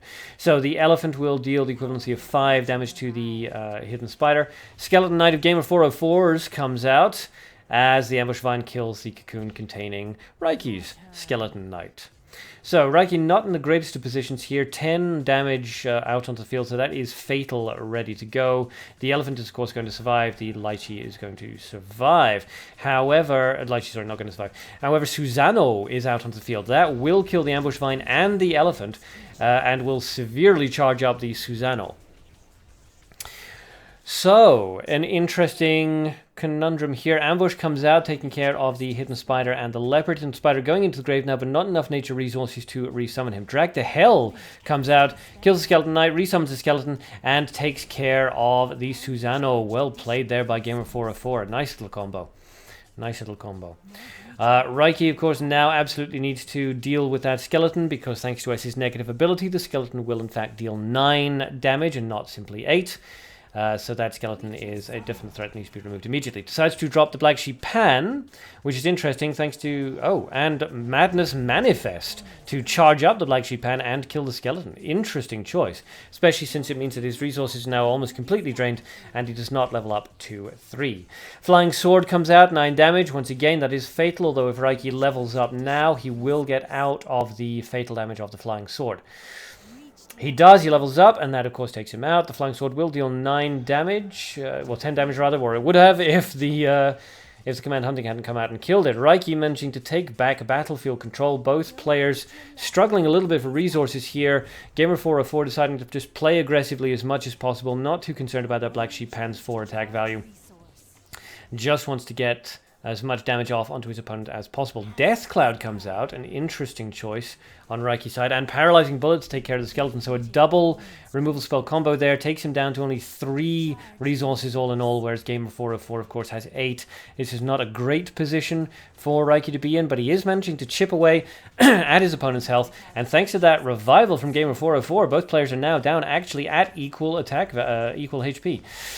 Gamer404 brings out an elephant and a hermit share +1, which is quite interesting, hoping just for the block, I assume. Riky decides to revive from the grave, hoping to get a removal spell or another creature back into his hand, but with 2, 2, and 3 resources, it's going to be a little bit difficult for him to remove that elephant without also opening up the field for the hermit share to transform.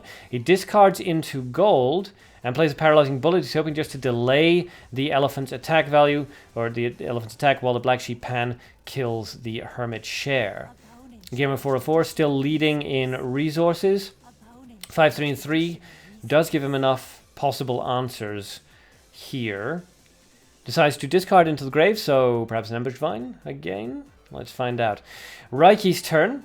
Decides to discard into the grave himself. Another nature card. Decides to discard again. Nature card into the grave. Brings out Command Hunting, which does kill that elephant.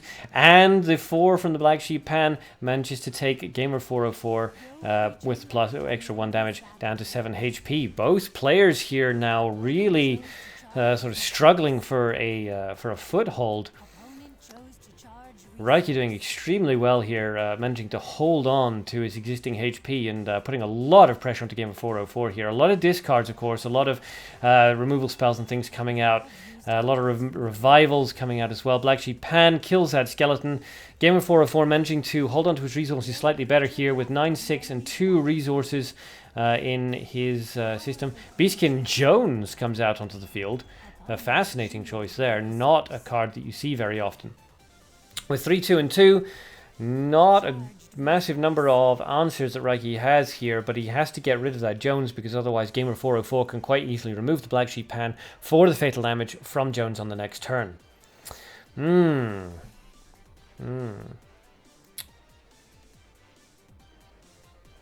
Let's see. Riky, aware of this problem, decides to bring out the Goblin Gravekeeper, brings out the Ambush Vine, but doesn't see any answer to that Jones and decides to charge up instead. Perhaps he's hoping that by forcing the Ambush Vine out, he's going to drop Gamer404's resources low enough.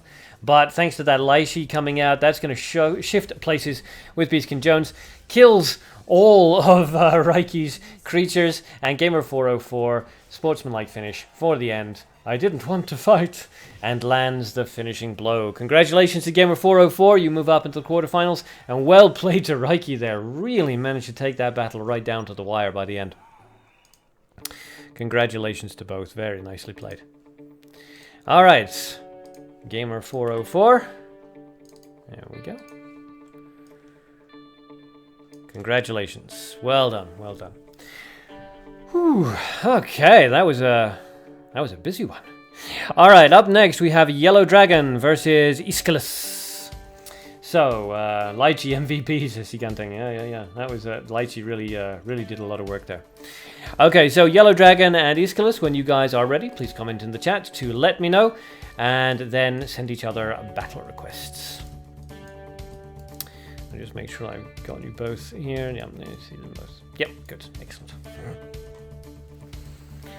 Ooh.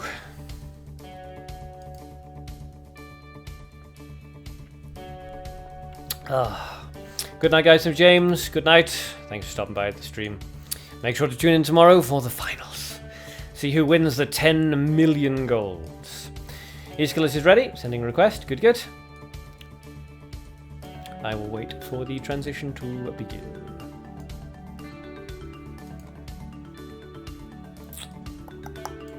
Looks like it's begun. Excellent.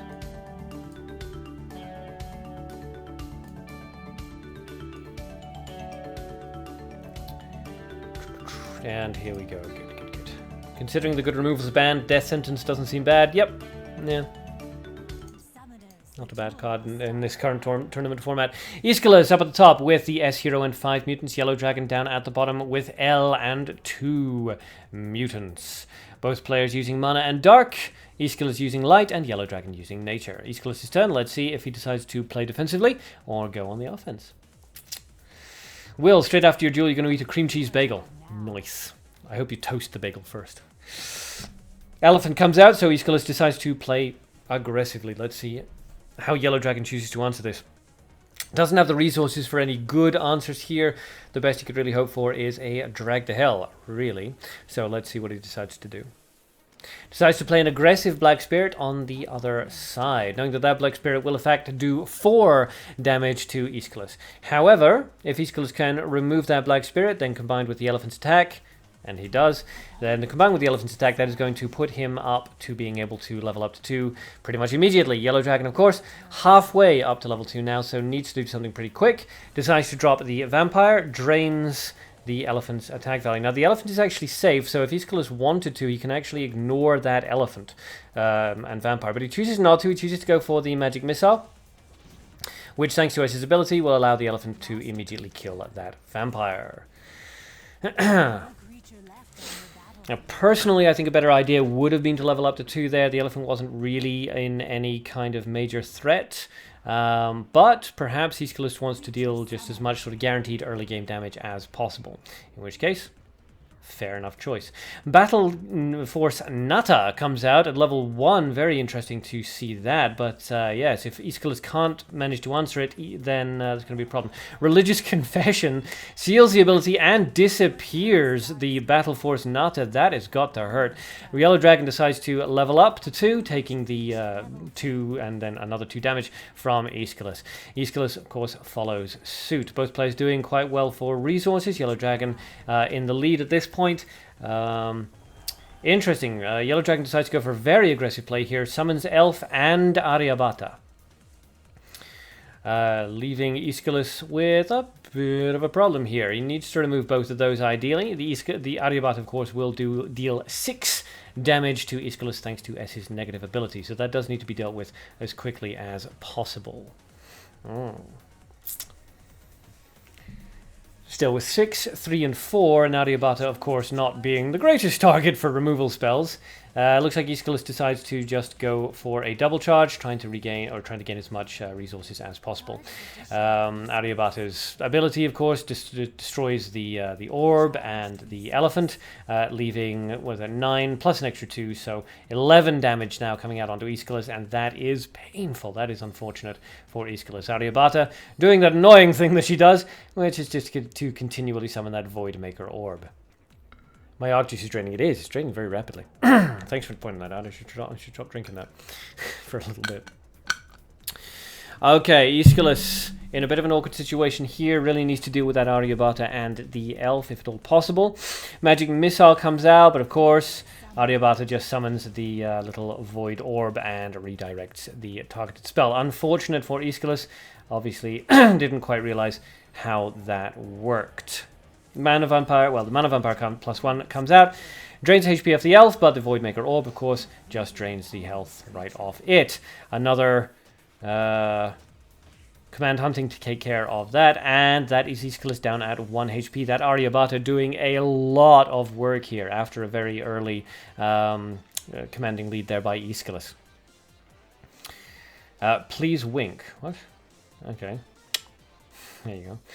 Aeschylus in a very awkward situation here. 5, 6, and 4 resources means that if he had a good counter card to Aryabhata, then he has the resources to cast it, but it doesn't look like he does, unfortunately. A light Command Hunting would have worked, but no, unfortunately, doesn't look like he has it. The Voidmaker Orb disappears, takes his skeleton with it, and that is going to allow Aryabhata to deal the finishing blow. Wow! Wow, that Aryabhata, MVP of this match. And I know that Yellow Dragon really does enjoy Aryabhata, so this must feel very good for him. Not so good for Aeschylus, who, yes, has to deal with the irritation that is TBT cards. Still, well played on Aeschylus' side. A very early lead there, just unfortunately couldn't manage to counter that Aryabhata. And congratulations to Yellow Dragon for moving up into the quarterfinals with Aryabhata. Okay. There we go. Whoops, I did not mean to do that, and I've somehow managed to turn it upside down. Let's try that again, shall we? Yeah, Yellow Dragon, there we are. Okay. There we go, now it's not doing weird stuff. Okay, so congratulations to Yellow Dragon. Tomorrow you will be fighting Gamer 404. Next up, we have Galliamir versus Yuxi. So when you guys are ready, please let me know in the chat, and then make a start. And I will monitor for transition.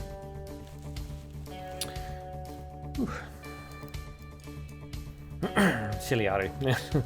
Aryabhata can be an absolute pain to deal with. Okay, so I don't see either Yuxi or Galliamir online right now, which is interesting. Catch some breath soon, yes.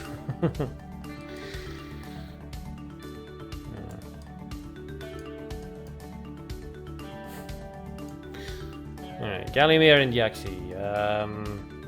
Yuxi says he's ready, but I don't see him. Maybe not my...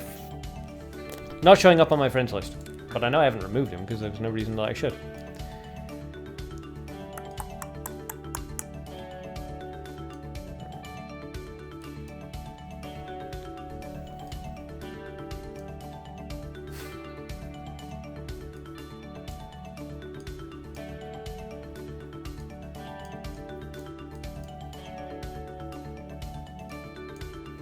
Big Lebowski was. Yeah, I'm not seeing either Galliamir or Yuxi showing up here. Yeah, I know that I have Galliamir on my friends list. I'm looking at him right now. And I don't see any reason why I wouldn't have Yuxi on my friends list.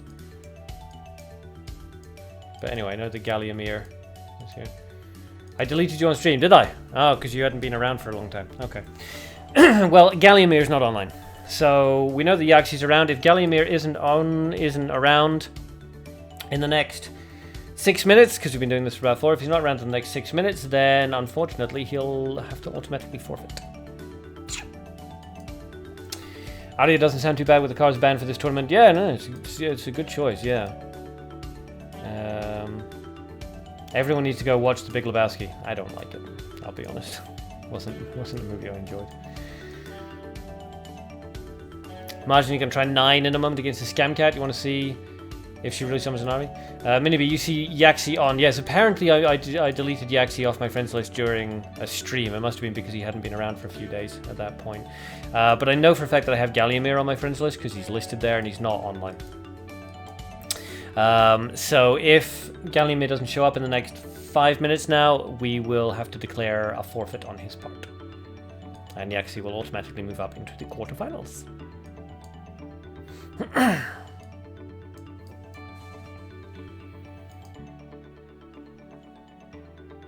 It's not a kid-friendly movie, that's for sure, yes. Is that the movie that has the, they're like on a farm, and he's drinking milk out of a bucket, and he says, I was milking the cows, and the guy says, we don't have a cow, we have a bull? Is that the same movie? Because I watched a lot of movies like The Big Lebowski sort of in a row. They all kind of blended into each other after a while. Still no Galliamir. 4 more minutes. Bum bum bum. If anybody's in personal touch with Galliamir, please let me know. Please let him know, in fact. You think that's a different movie, Moth? Fair enough. As I say, I mean, okay. Sorry about that, guys. The Scottish internet connection. What are you going to do? Hopefully, I'm just checking we're all back. Yep, we're all back. Okay, thank goodness for that. God, I love the Scottish internet connection, right? Stupid. Anyway, okay, so Galliamir is actually around. Good, okay, so Galliamir versus Yuxi. When you guys are ready, please send each other battle requests, and we will move on with the next fight. Ugh, okay.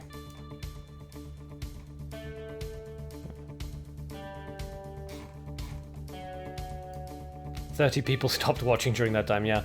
I know, every time the internet goes down, we lose like all the viewers. It's so annoying.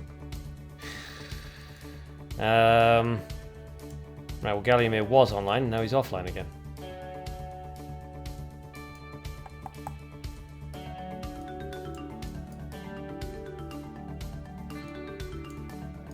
Oh, they are coming back, slowly but surely. Yes. What happens if both players aren't online, Daniel? Yeah, I'm really hoping that it's not. Twitch is off, is it? Shouldn't be. Let me just double check that myself while we're waiting for Galliamir to come back online again.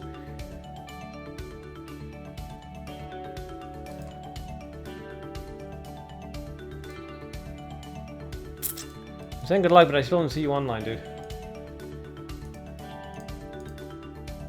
Just checking Twitch out now.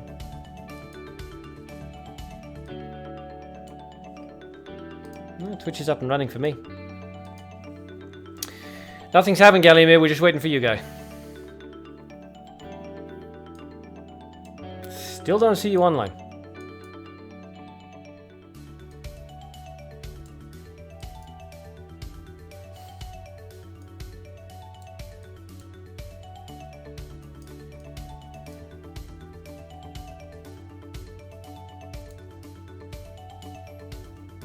Okay, you're here. Good. Alright. At long last. Okay. Again, I don't... Ah, now finally you're back online again. Alright, come on. Let's get on the show on the road. No, he's online now. He kept disappearing again. But he's okay now. Siganting, you're going to YouTube? Okay.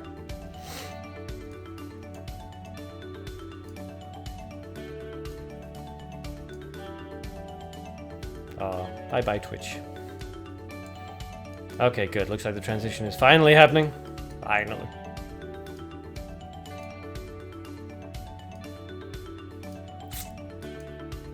Tonics, both YouTube and Twitch are up and running now. If anybody's having difficulty, you just need to reload the Twitch page. Okay, here we go. The long-awaited fight. Yuxi, 3 mutants and the S hero versus Galliamir, 1 mutant and the S hero.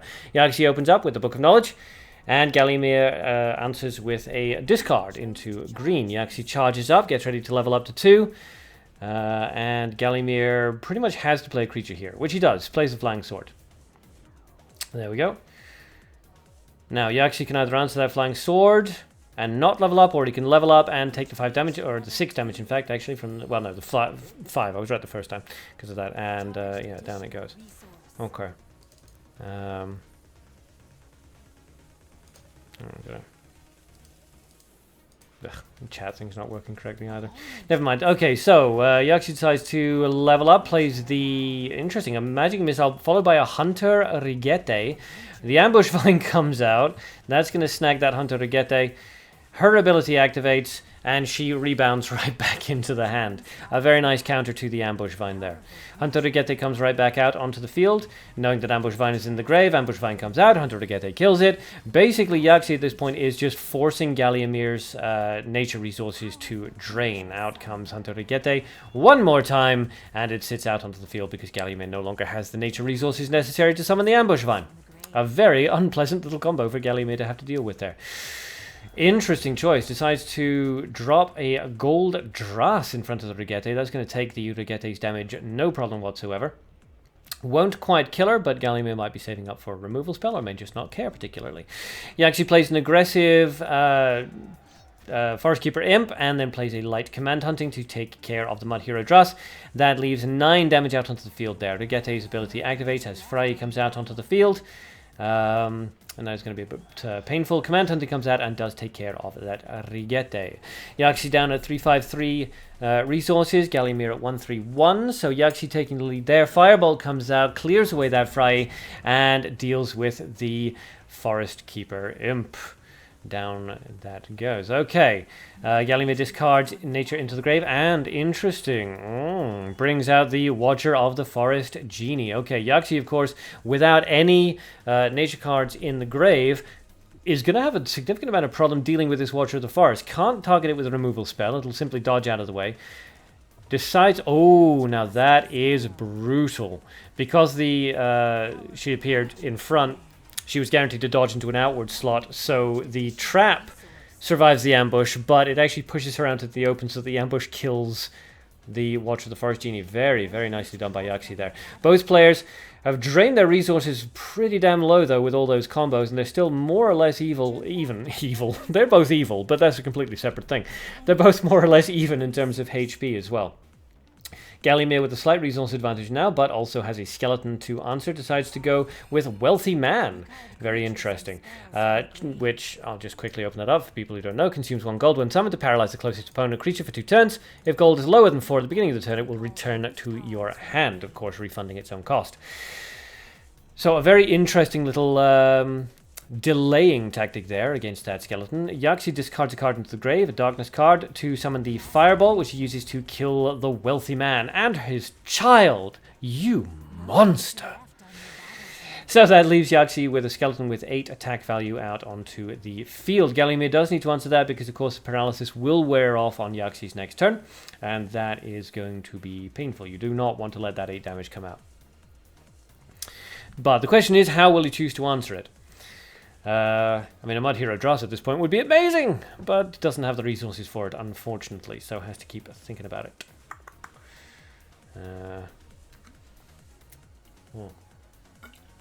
Just draining my juice too much. My juice. That chat box just isn't working, by the way.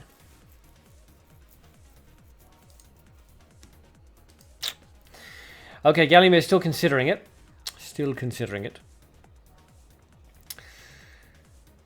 Decides to discard into the grave, another nature card, so possibly an ambush, but possibly building up towards a particular creature. Brings out Watcher of the Forest Genie again. Okay, knowing that Yuxi doesn't have the resources to cast another ambush. And if he does literally anything else, if he uses any removal spells, any magic spells, that's what will happen. Of course, that does open the slot in front of the skeleton to deal damage. Elephant comes out. Yuxi's basically trying to manipulate the positioning of the Watcher of the Forest Genie here, trying to make it so that the creatures he drops won't be in front of any traps, and also hopefully won't be in front of the Watcher of the Forest. Watcher of the Forest drops that, drops the skeleton, and the Leopard comes out to block the elephant. Interesting. Okay, and Galliamir decides to charge out both players here. Very, very low on resources. 8 damage comes out from that Watcher of the Forest Genie, thanks to S's negative ability. And it's now Yuxi's turn. He charges up because you basically have to at this point. Charges up and probably charges up a 3rd time. Yep, there we go. Charges up a 3rd time. Okay, so that Leopard will die to that Elephant on the next turn. And it will deal fatal damage if Yuxi manages to get a removal spell off. So Galliamir really does need to deal with that Elephant if at all possible. But again, with such low resources, it's not particularly likely that that will happen. So let's see. Okay, so he's going to be a little bit bold here. He's going to hope that Yuxi doesn't have any way of removing his Leopard. Discard, but here we go. We discard, another discard into mana. Now comes a Firebolt, I assume. Now this may or may not work because the Watcher of the Forest Genie could jump in front of the elephant. I think. Firebolt comes out. Oh, but she does not jump in front of the elephant. Doesn't push that out of the way. And the elephant does manage to deal fatal damage to Galliamir. Very, very close fight there. Yuxi down at 3 HP. Just squeaking by with the victory. Well played to both players there. And congratulations to Yuxi for moving up into the quarterfinals. Let's add... there we go. And that kind of reset its position, so that's unfortunate. Where were we? Tournament. Duelists. Yuxi. There we go. I knew I'd find it eventually. And congratulations to both players there. Well fought on both sides. Well played. Okay, good grief. Alright, next up is a fight between Tonics and Vertsued. So when you guys are ready, please let me know in the chat, and then get to fighting. It was a very nice ambush on Yuxi's side there. Yeah, it's very well manipulated on that Watcher of the Forest Genie. Alright, so who are we looking for? Tonics and Vertsued. Neither one of them is online at the moment. So let's just wait for them to arrive.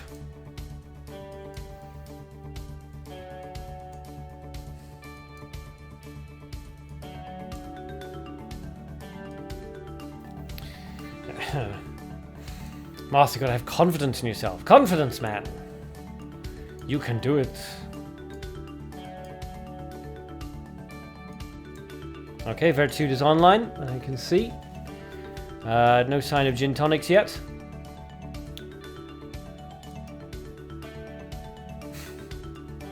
You bet 1 candy to 2 used shirt buttons and a kitty cat on Vertsued's victory, did you imagine? Okay.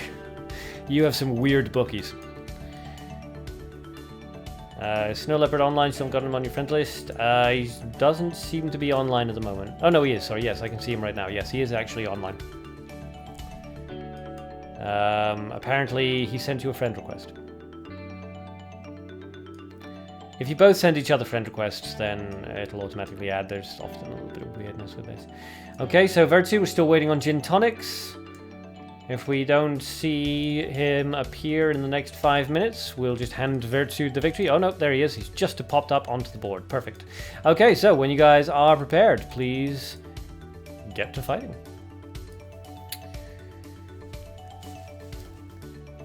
Three more fights left. It'll be interesting to see exactly who makes it up in the quarterfinals. So far, there haven't been any big upsets. Quarterfinalists so far are Neon, Khengi, Gamer, Yellow Dragon, and Yuxi. I don't think anybody's particularly surprised to see them in the quarterfinals. Regete OP. Regete is generally not a brilliant card, but in the tournament it's actually a very good choice, given the bans. Your list is full. Vertsued is offline? Vertsued's not offline. Tonics. If he's offline for you, it means that one of you doesn't have the other one on the friends list. So Vertsued must not have you on his friends list. Because I can see you both online. Regete plus Undini is strong. Regete, yeah, I mean, if you manage to get that combo off, then yes, then that is strong. If you can get that combo off. Vertsued, you're online. Yeah, you are online, but apparently you don't have Tonics added on your friends list. Despite the fact that I told you to.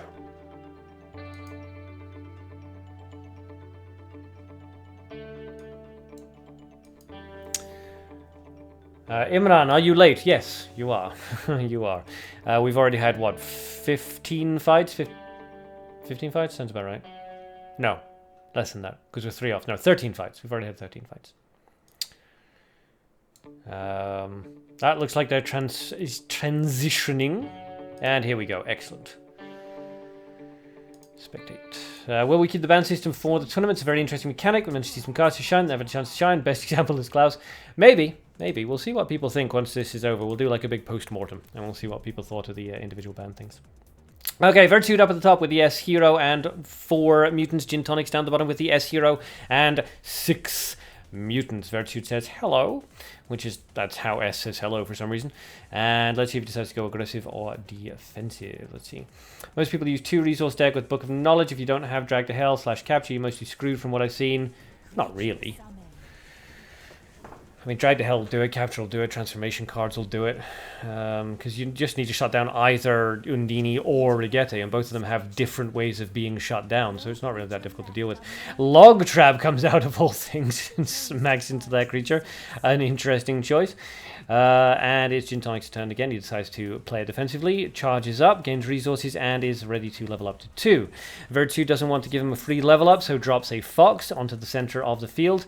And Gin Tonics replies with a Drag to Hell, an expensive removal, but it does at least get the creature off the field. Vertsued levels up to 2, and I assume Gin Tonics is going to follow suit. Yep, there he goes. And down he goes. Brian, this tournament today took way too long to be honest. Yeah, there's no other way of doing it, unfortunately. We could split it up over 3 days, but then nobody would be able to attend. It's Gold Citizen +1 that comes out onto Vertsued's side, immediately removed with a Drag to Hell. Yep. And down it goes. Okay. So let's see. Gin Tonic's side decides to charge up again. And Vertsued brings out an aggressive elephant. Basically, just trying to force Vertsued, Gin Tonics rather, to use up as many resources as possible. Force a response, so hopefully delay the inevitable Beastmaster Klaus. Out comes another Drag to Hell. This is turning out to be very, very expensive, of course, for Gin Tonics. The grave cost and all the rest of it is means that he's losing more resources than Vertsued is. Vertsued drops a Leopard rather and revives out of the grave. Another Drag to Hell comes out and down goes the Leopard. We're seeing a very, very heavy control deck here, of course, from Gin Tonics, as expected. And Vertsued decides to level up. Klaus in. Okay, yes. Hooray, Scottish internet connection. It's been so good over this past week and decided to choose today to screw up. Very annoying. Apologies, everybody. Here we go. Okay, so, yes, we did see the Drag to Hell as predicted, but Beastskin Mino and the Elf are actually managing to survive. Let's see how this goes. Okay, yep. Alright, good. It's all working again. Alright, so the Paralyzing Bullet comes out, paralyzes the Elf and the Beast Mino +1. But a Leopard comes out on Vertsued's side, and that is going to deal fatal damage unless Gin Tonics can immediately answer it. And yes, once again, I really do apologize for the internet connection. I really wish I could do something about it, but short of moving countries, which is fairly imminent. Anyway, Neon says, wow, no Klaus yet. Yes, Vertsued done a good job of keeping Gin Tonics on the back foot, forcing responses and removals off him to prevent him from bringing out the Klaus. But we might see it now, but let's find out. Eternal Spitfire to subscribe. Thank you very much, Eternal Spitfire. I do appreciate it, despite all of the internet issues that we're having. Magic Missile comes out, weakens the Beastkin Mino, which is interesting. Why is the question? Are we going to see a creature dropped into the center slot and then a command hunting come out? No, an ambush comes out. Okay, so the ambush comes out, kills the Leopard and the Elf, transforms the Beast Mino back into the Beastkin Mino. Of course, it still has 4 energy. And Gin Tonics is now in a bit of an awkward situation. Can't do any, nonsense here, so... Let's see what he decides to go for. The Beastkin Mino, of course, will deal fatal damage to Gin Tonics unless he can answer it in some way. Now, Klaus. People keep predicting Klaus. No Holy Spear, no party. Yeah. Alright, Gin Tonics is thinking about it. It's got 1 action here. 1 action. Too bad Capture is banned, Moss. Yeah, well, both Capture and Casanova's Mask are 2 capture cards. And Betrayal, actually. The only sort of 3 ways that we really have capturing cards is we're all banned. That's quite interesting. Gin Tonic still thinking about it? Still thinking about it. Hoping against hope that there is a way of winning this, but... Okay, good. So let's go for the throw paralyzing bomb. Alright. So, delaying the Beast King Mino's fatal damage there, but of course, also dropping his own nature resources, which takes him even further away from being able to summon Beastmaster Klaus. And with 5, 0, and 3 resources on the field, with Vertsued with 5, 9, and 3 now, Vertsued has taken a very commanding resource lead. It's going to take a lot for Gin Tonics to come back from this. Ooh, Vertsued, okay, going for a big, big, bold push here. Elephant, Fox, and a Beast Mino +1 out onto the field now. Gin Tonics is going to have to answer all 3 of those threats, or face a loss here. Decides to bring out Drag to Hell. It hits into the Beast Mino, transforming it back to normal, but that doesn't really help much. Log Trap comes out, takes care of the Fox, which of course helps to charge up the Beast King Mino, and still leaves the Elephant and the Beast King Mino out onto the field. Vertsued charges up once and twice. 3 times a lady. Further combat is meaningless. Couldn't resist that last little dig, apparently. And Beastkin Mino lands a finishing blow on Gin Tonics. Congratulations to Vertsued, and well played to Gin Tonics there. Okay, so Vertsued moves up into the quarterfinals.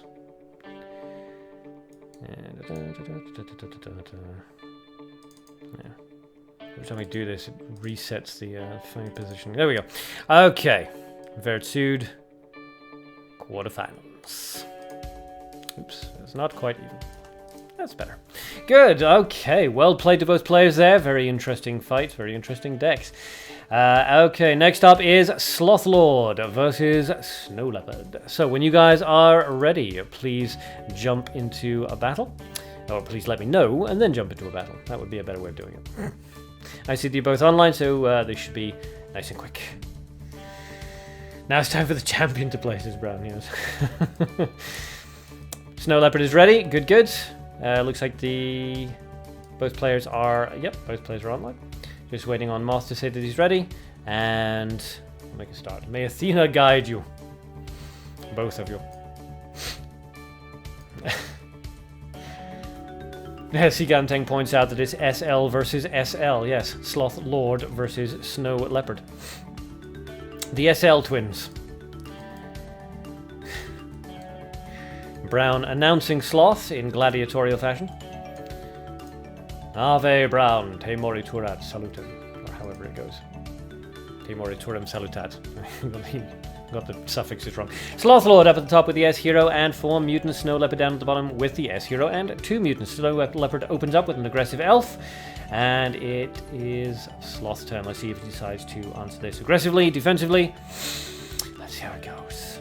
Heavy Offering comes out and takes care of that elf. An excellent counter to elf, as everyone will know. One of the only cards, really, that can counter elf for an even cost. Elephant comes out onto the field. No more Heavy Offering for Sloth. He decides to ignore the elephant to place an aggressive elf of his own. Interesting. Oh, shoot. Yeah, it's changed scenes. My bad. I do apologize for that. Oh, this internet nonsense has really screwed me over. The Command Hunting comes out and takes care of the elf, which takes Snow Leopard up to being able to level up to 2. Yes, I know. Okay, stop telling me I forgot to change the screen. I apologize. All right. But yes, thank you for telling me, guys. Elephant deals some damage to Sloth, taking him down to 19 HP. Both players doing well for resources. Sloth slightly in the lead there, although of course lagging a little bit behind in HP. Not too badly though. Sloth charges up for his first action, and for his second, all good. Let's see. Decides to answer with a Black Sheep Pan. An interesting choice there. Of course, both players using S means that each of those creatures has the equivalency of 5 attack value. So, provided no removal spells are used, the Black Sheep Pan will in fact kill the elephant before the elephant kills the Black Sheep Pan. But a removal spell was used that is going to paralyze the Black Sheep Pan and put the elephant into a position where it can kill the Black Sheep Pan easily next turn, no problem. Snow Leopard is winner of Korea Mabinogi Duel Championship. Oh, yeah. Congratulations to Snow Leopard. Very nice. Alright, so Sloth's turn. He can let the Black Sheep Pan die because it's not really a big deal. It doesn't gain grave cost, or he can choose to remove the elephant. He discards into into mana, which could be a... or could be something trappy. Could be a counter summon. Could be a weird little sigil. A little seal, I think they're called. Okay, and brings out the Ice Golem Dark variant, which is immediately snagged by the Ambush Vine, which is a little bit unfortunate because, of course, at 4 attack value with the S hero behind it, it will be doing 7 damage. That will be enough to kill the Ice Golem before it can unparalyze itself. So, an unfortunate occurrence there. So, given that it's the Ice Golem, though, we can assume that the mana spell that he dropped, the Sloth dropped, was a free summon. Unfortunately, the Ice Golem goes down immediately. Snow Leopard, realizing, of course, that a mana drop followed by an Ice Golem really pretty much has to be a free summon. Out comes that Nature Ambush, taking care of both of the creatures on Snow Leopard's side. Of course, it does put the Ambush Vine right back into Snow Leopard's grave, and he does have the Nature resources to re-summon it. So the Black Cat is about to be snagged by it. There we go.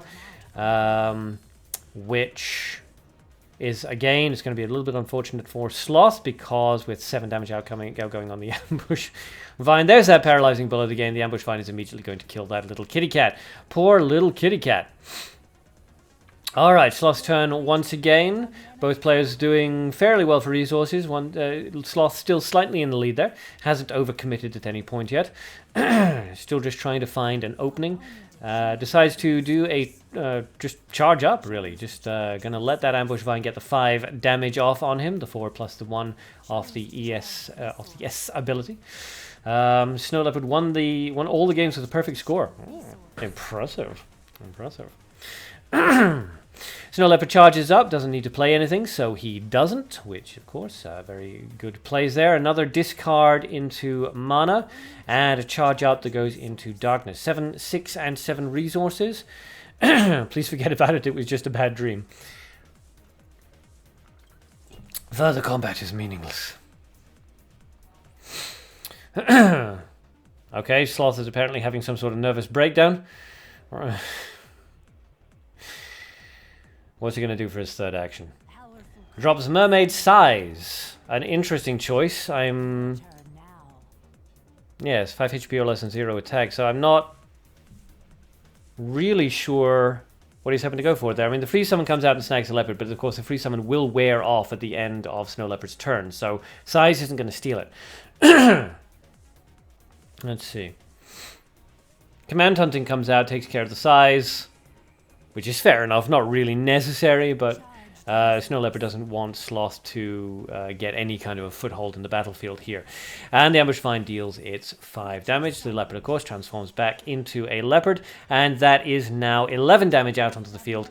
Fatal damage unless Sloth can answer it. He brings out 9 the Phantom, 9 landing in front of the Leopard, and Hino Kagutsuchi landing in front of the Ambush Vine and paralyzing it.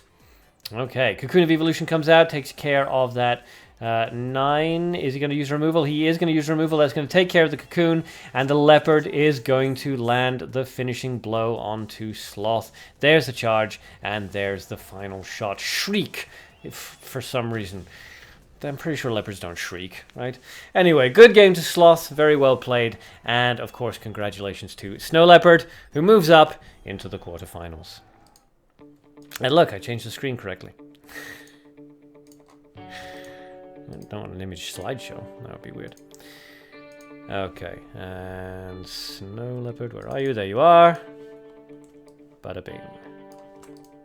Oops, not quite even. Triggers my OCD. There we go. Haha, haha. We always have close matches in PvP arena. Well, between you and Snow Leopard, yes. Very strong, but not unbeatable. Nobody's unbeatable. But Snow Leopard is one of the best. So yeah, absolute no shame to losing to somebody who's as experienced as Snow Leopard is in the game. Snow Leopard, congratulations for making it to the quarterfinals. Next fight, Magnum Opus versus Jukeshia.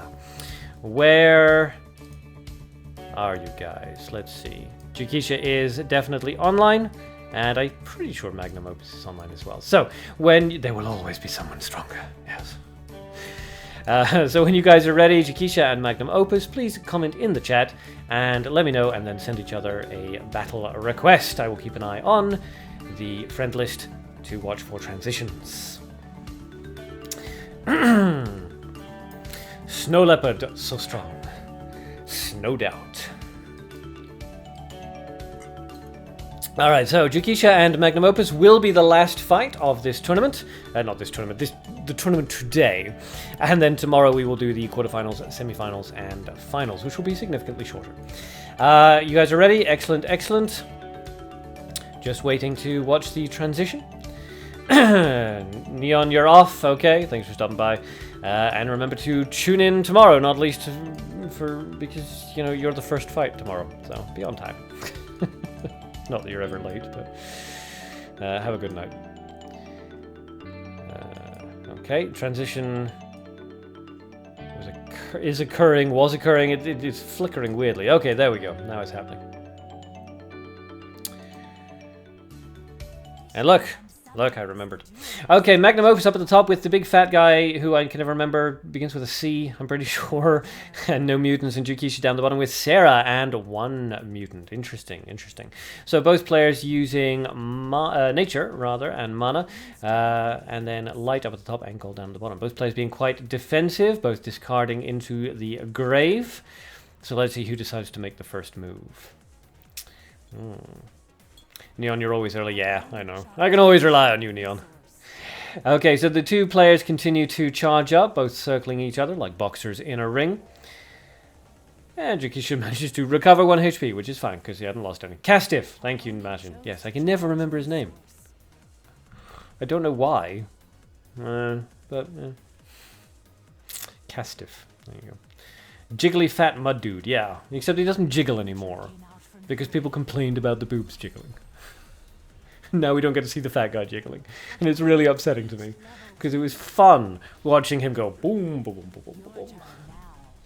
Oh well. Forest Keeper Imp, blocked of course by the Ambush Vine, both players having discarded nature cards into their grave. It was no big surprise that Ambush Vine was about to pop out. Both players now up at level 2, equal in terms of resources, HP, and experience, as well as battlefield control. Magnum Opus, of course, about to take battlefield, well, not battlefield control, but about to have more battlefield control, I suppose, if a 2-4 ambush vine counts, than Jukeshia.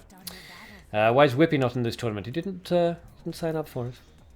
Not his bag, I guess. Magic Missile comes out, takes care of that ambush vine, which puts it into the grave, which of course, when you summon another creature, just causes the ambush vine to be resummoned. This time, with more attack value. So, a bit of an unfortunate placement with that Leopard by Jukeshia. He obviously forgot that that's how the ambush vine worked.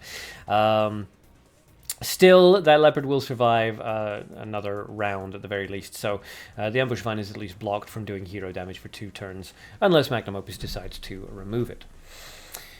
Which would honestly be okay. I mean, the 4 damage isn't super nice to have, but that would mean they would have spent nature to summon the Ambush Vine and then resources to remove the Leopard, so...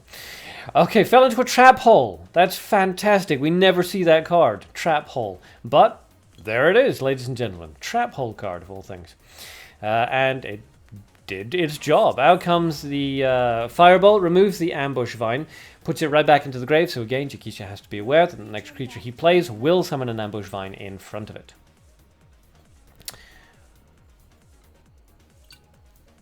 Almost out of my Arc Juice now, but it's the last fight of today, so I can afford to.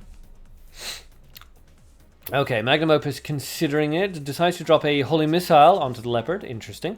A nice cheap removal. And levels up to 3. So, Jukeshia's turn. He chooses to charge up.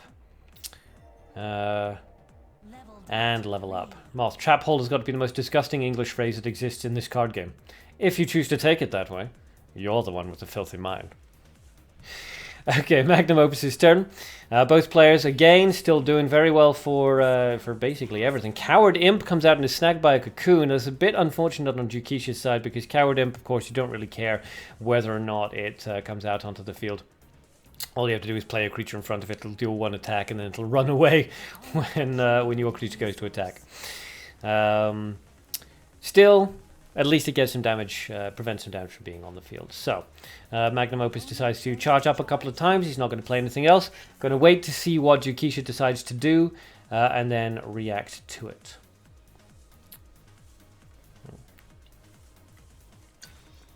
Paralyzing Bullet comes out and immediately takes out that cocoon. Interesting choice there, but a good removal cost if you don't want to bother with creatures. Elf is played. Ambush Vine is summoned. Ambush Vine has just been making the most number of appearances in this battle so far, and just can't keep a good Vine down. Alright, and it's Magnum Opus' turn. He can pretty much ignore the Elf right now, but he may decide to remove it to get some free damage off with his Ambush Vine. Let's see how it goes. Moth, you're not imagining anything dirty, you just think those two words sound gross next to each other. Why? Why? If you're not being dirty, why do they sound gross? I'm just teasing you. Okay, so he does charge up, and the Ambush Vine deals damage into the Elf. Forest Keeper Imp comes out and is immediately frozen, and then Trap Hole comes out and kills the frozen creature. That is a weird combo, but I have to admit, I think it's very funny.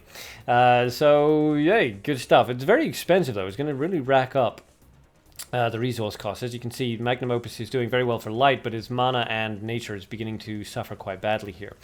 Jukeshia's turn still drops a vampire mana +1, but not in front of a creature. Interesting choice. Decides not to try to get the HP drain, just wants to get the attack value out onto the field.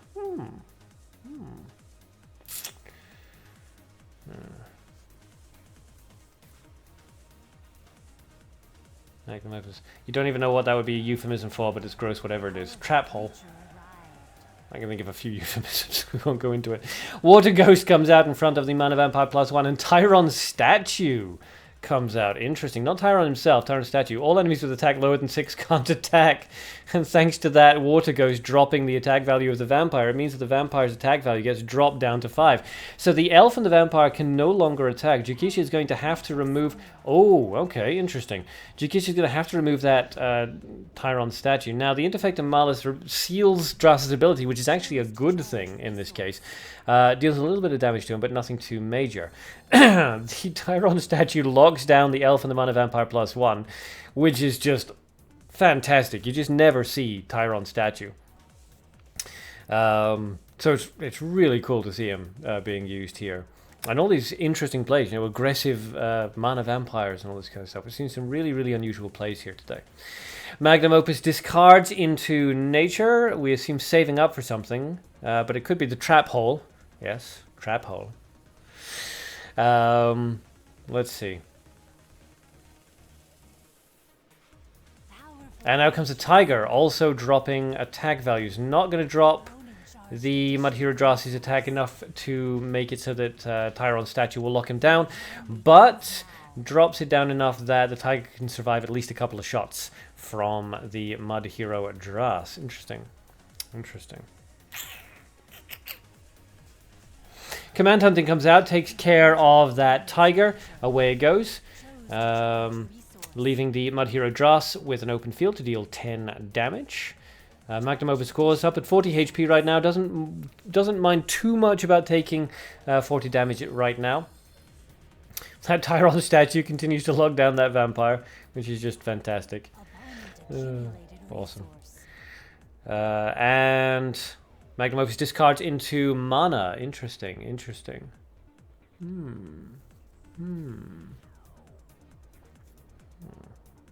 Let's see. Phantom of a Magical Beast. Another card you just generally don't see very much. An opponent creature with lower attack than the Phantom Magic Beast becomes paralyzed for 2 turns. When an opponent creature is paralyzed like this, attack +2. Cool.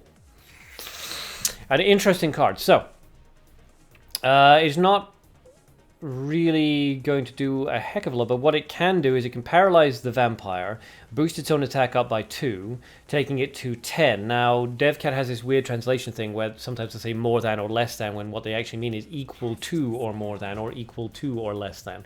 If it's equal to or less than, then buffing his attack by 2 will actually put the Mud Hero Dras within range of being paralyzed by that Phantom, whatever, I've already forgotten its name, Phantom of Magical Beast. So, interesting.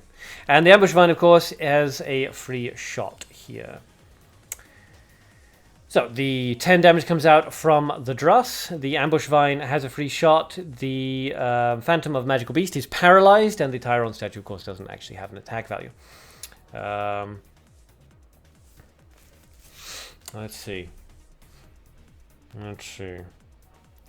So Magnum Opus can try to remove the Dras now, but that would be very expensive, and without, surprise attack being banned, it's not very easy to remove Dras, especially not when all you have is light. Charges up twice and gains some resources off it. Charges up again. Sarah actually gains some health off that, which is interesting. And it's back to Jukeshia's turn. Dras is still, of course, out there on the field, dealing his 10 damage. Let's see. Okay, double charge. We're going to see a triple charge. Jukeshia just not too worried about the damage coming out. Pardon me, damage coming out. Now, this is going to be interesting because this is 20 damage now on Magnum Opus' side of the field. That will take Jukeshia down to 8 HP, but the Mud Hero Dras, of course, is going to deal fatal damage to Magnum Opus unless he can stop it. He's especially going to deal him fatal damage now after that revival. So let's see if Magnum Opus has any way of dealing with that Mud Hero Dras, even if it's just to delay it.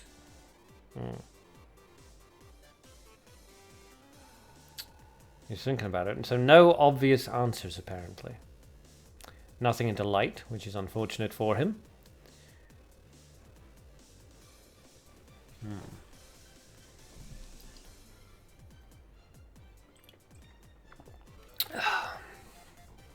Okay, charges up again. Goes into light, which may or may not be what he was looking for.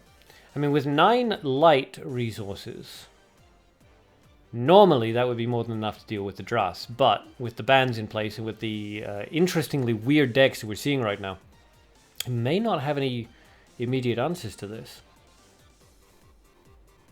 Night Invasion. Ooh, interesting. Okay, so that shunts Dras in front of the Tyrant statue. That's the 20 damage has now come out, taking both players down to 5 and 6 HP. Both players doing pretty well, doing okay for resources. Jukeshia taking, obviously has a big advantage there. But does he have a way of removing the Tyrant statue? I mean, that is 20 HP on the Tyrant statue. That is not going to be an easy removal. But if you can drop a creature into the center... Oh, he goes for command hunting, but he didn't drop a creature first, so the command hunting doesn't actually remove that Tyrant statue. But the Firebolt comes out, and that does remove the Tyrant statue, and Mud Hero Dras manages to land the finishing blow against Magnum Opus. That one was right down to the wire. But congratulations to Jukeshia, and well played to Magnum Opus. Very, very interesting fight there. Very interesting indeed. Okay, so there is Jukeshia's. It keeps hiding from me. There we go. I knew it was there somewhere. Congratulations to Jukeshia for moving up into the quarterfinals. And that was the last... Where's my cap gone? There we go. That was the last fight for today. So, in the first round, we had Neon Works, Mini B, Riky Novi, Aeschylus, Galliamir, Tonics, Snow Leopard, and Jukeshia winning. And then in the second round, it was Neon Works, Khengi, Gamer404, Yellow Dragon, Yuxi, Vertsued, Snow Leopard, and Jukeshia. So tomorrow we will be doing the quarterfinal fights, semi-final fights, and the finals. That will be at the same time as today, 3 p.m. GMT plus 1, almost 3 hours ago. Tomorrow. And remember that whoever wins in the finals will be given 10 million gold tax free. Okay, that's pretty good. Alright. Magnum's deck was awesome, helped you up a bit. Nice. Okay, so congratulations to everybody who has fought so far. If Neon works in Khengi, you guys can make sure you're added to each other's friend list. Gamer404 and Yellow Dragon, same with you. Yuxi and Vertsued, Snow Leopard and Jukeshia. Please add each other to your friends list so that you are prepared for tomorrow. Make sure that you're ready to go. 3 p.m. GMT +1 tomorrow.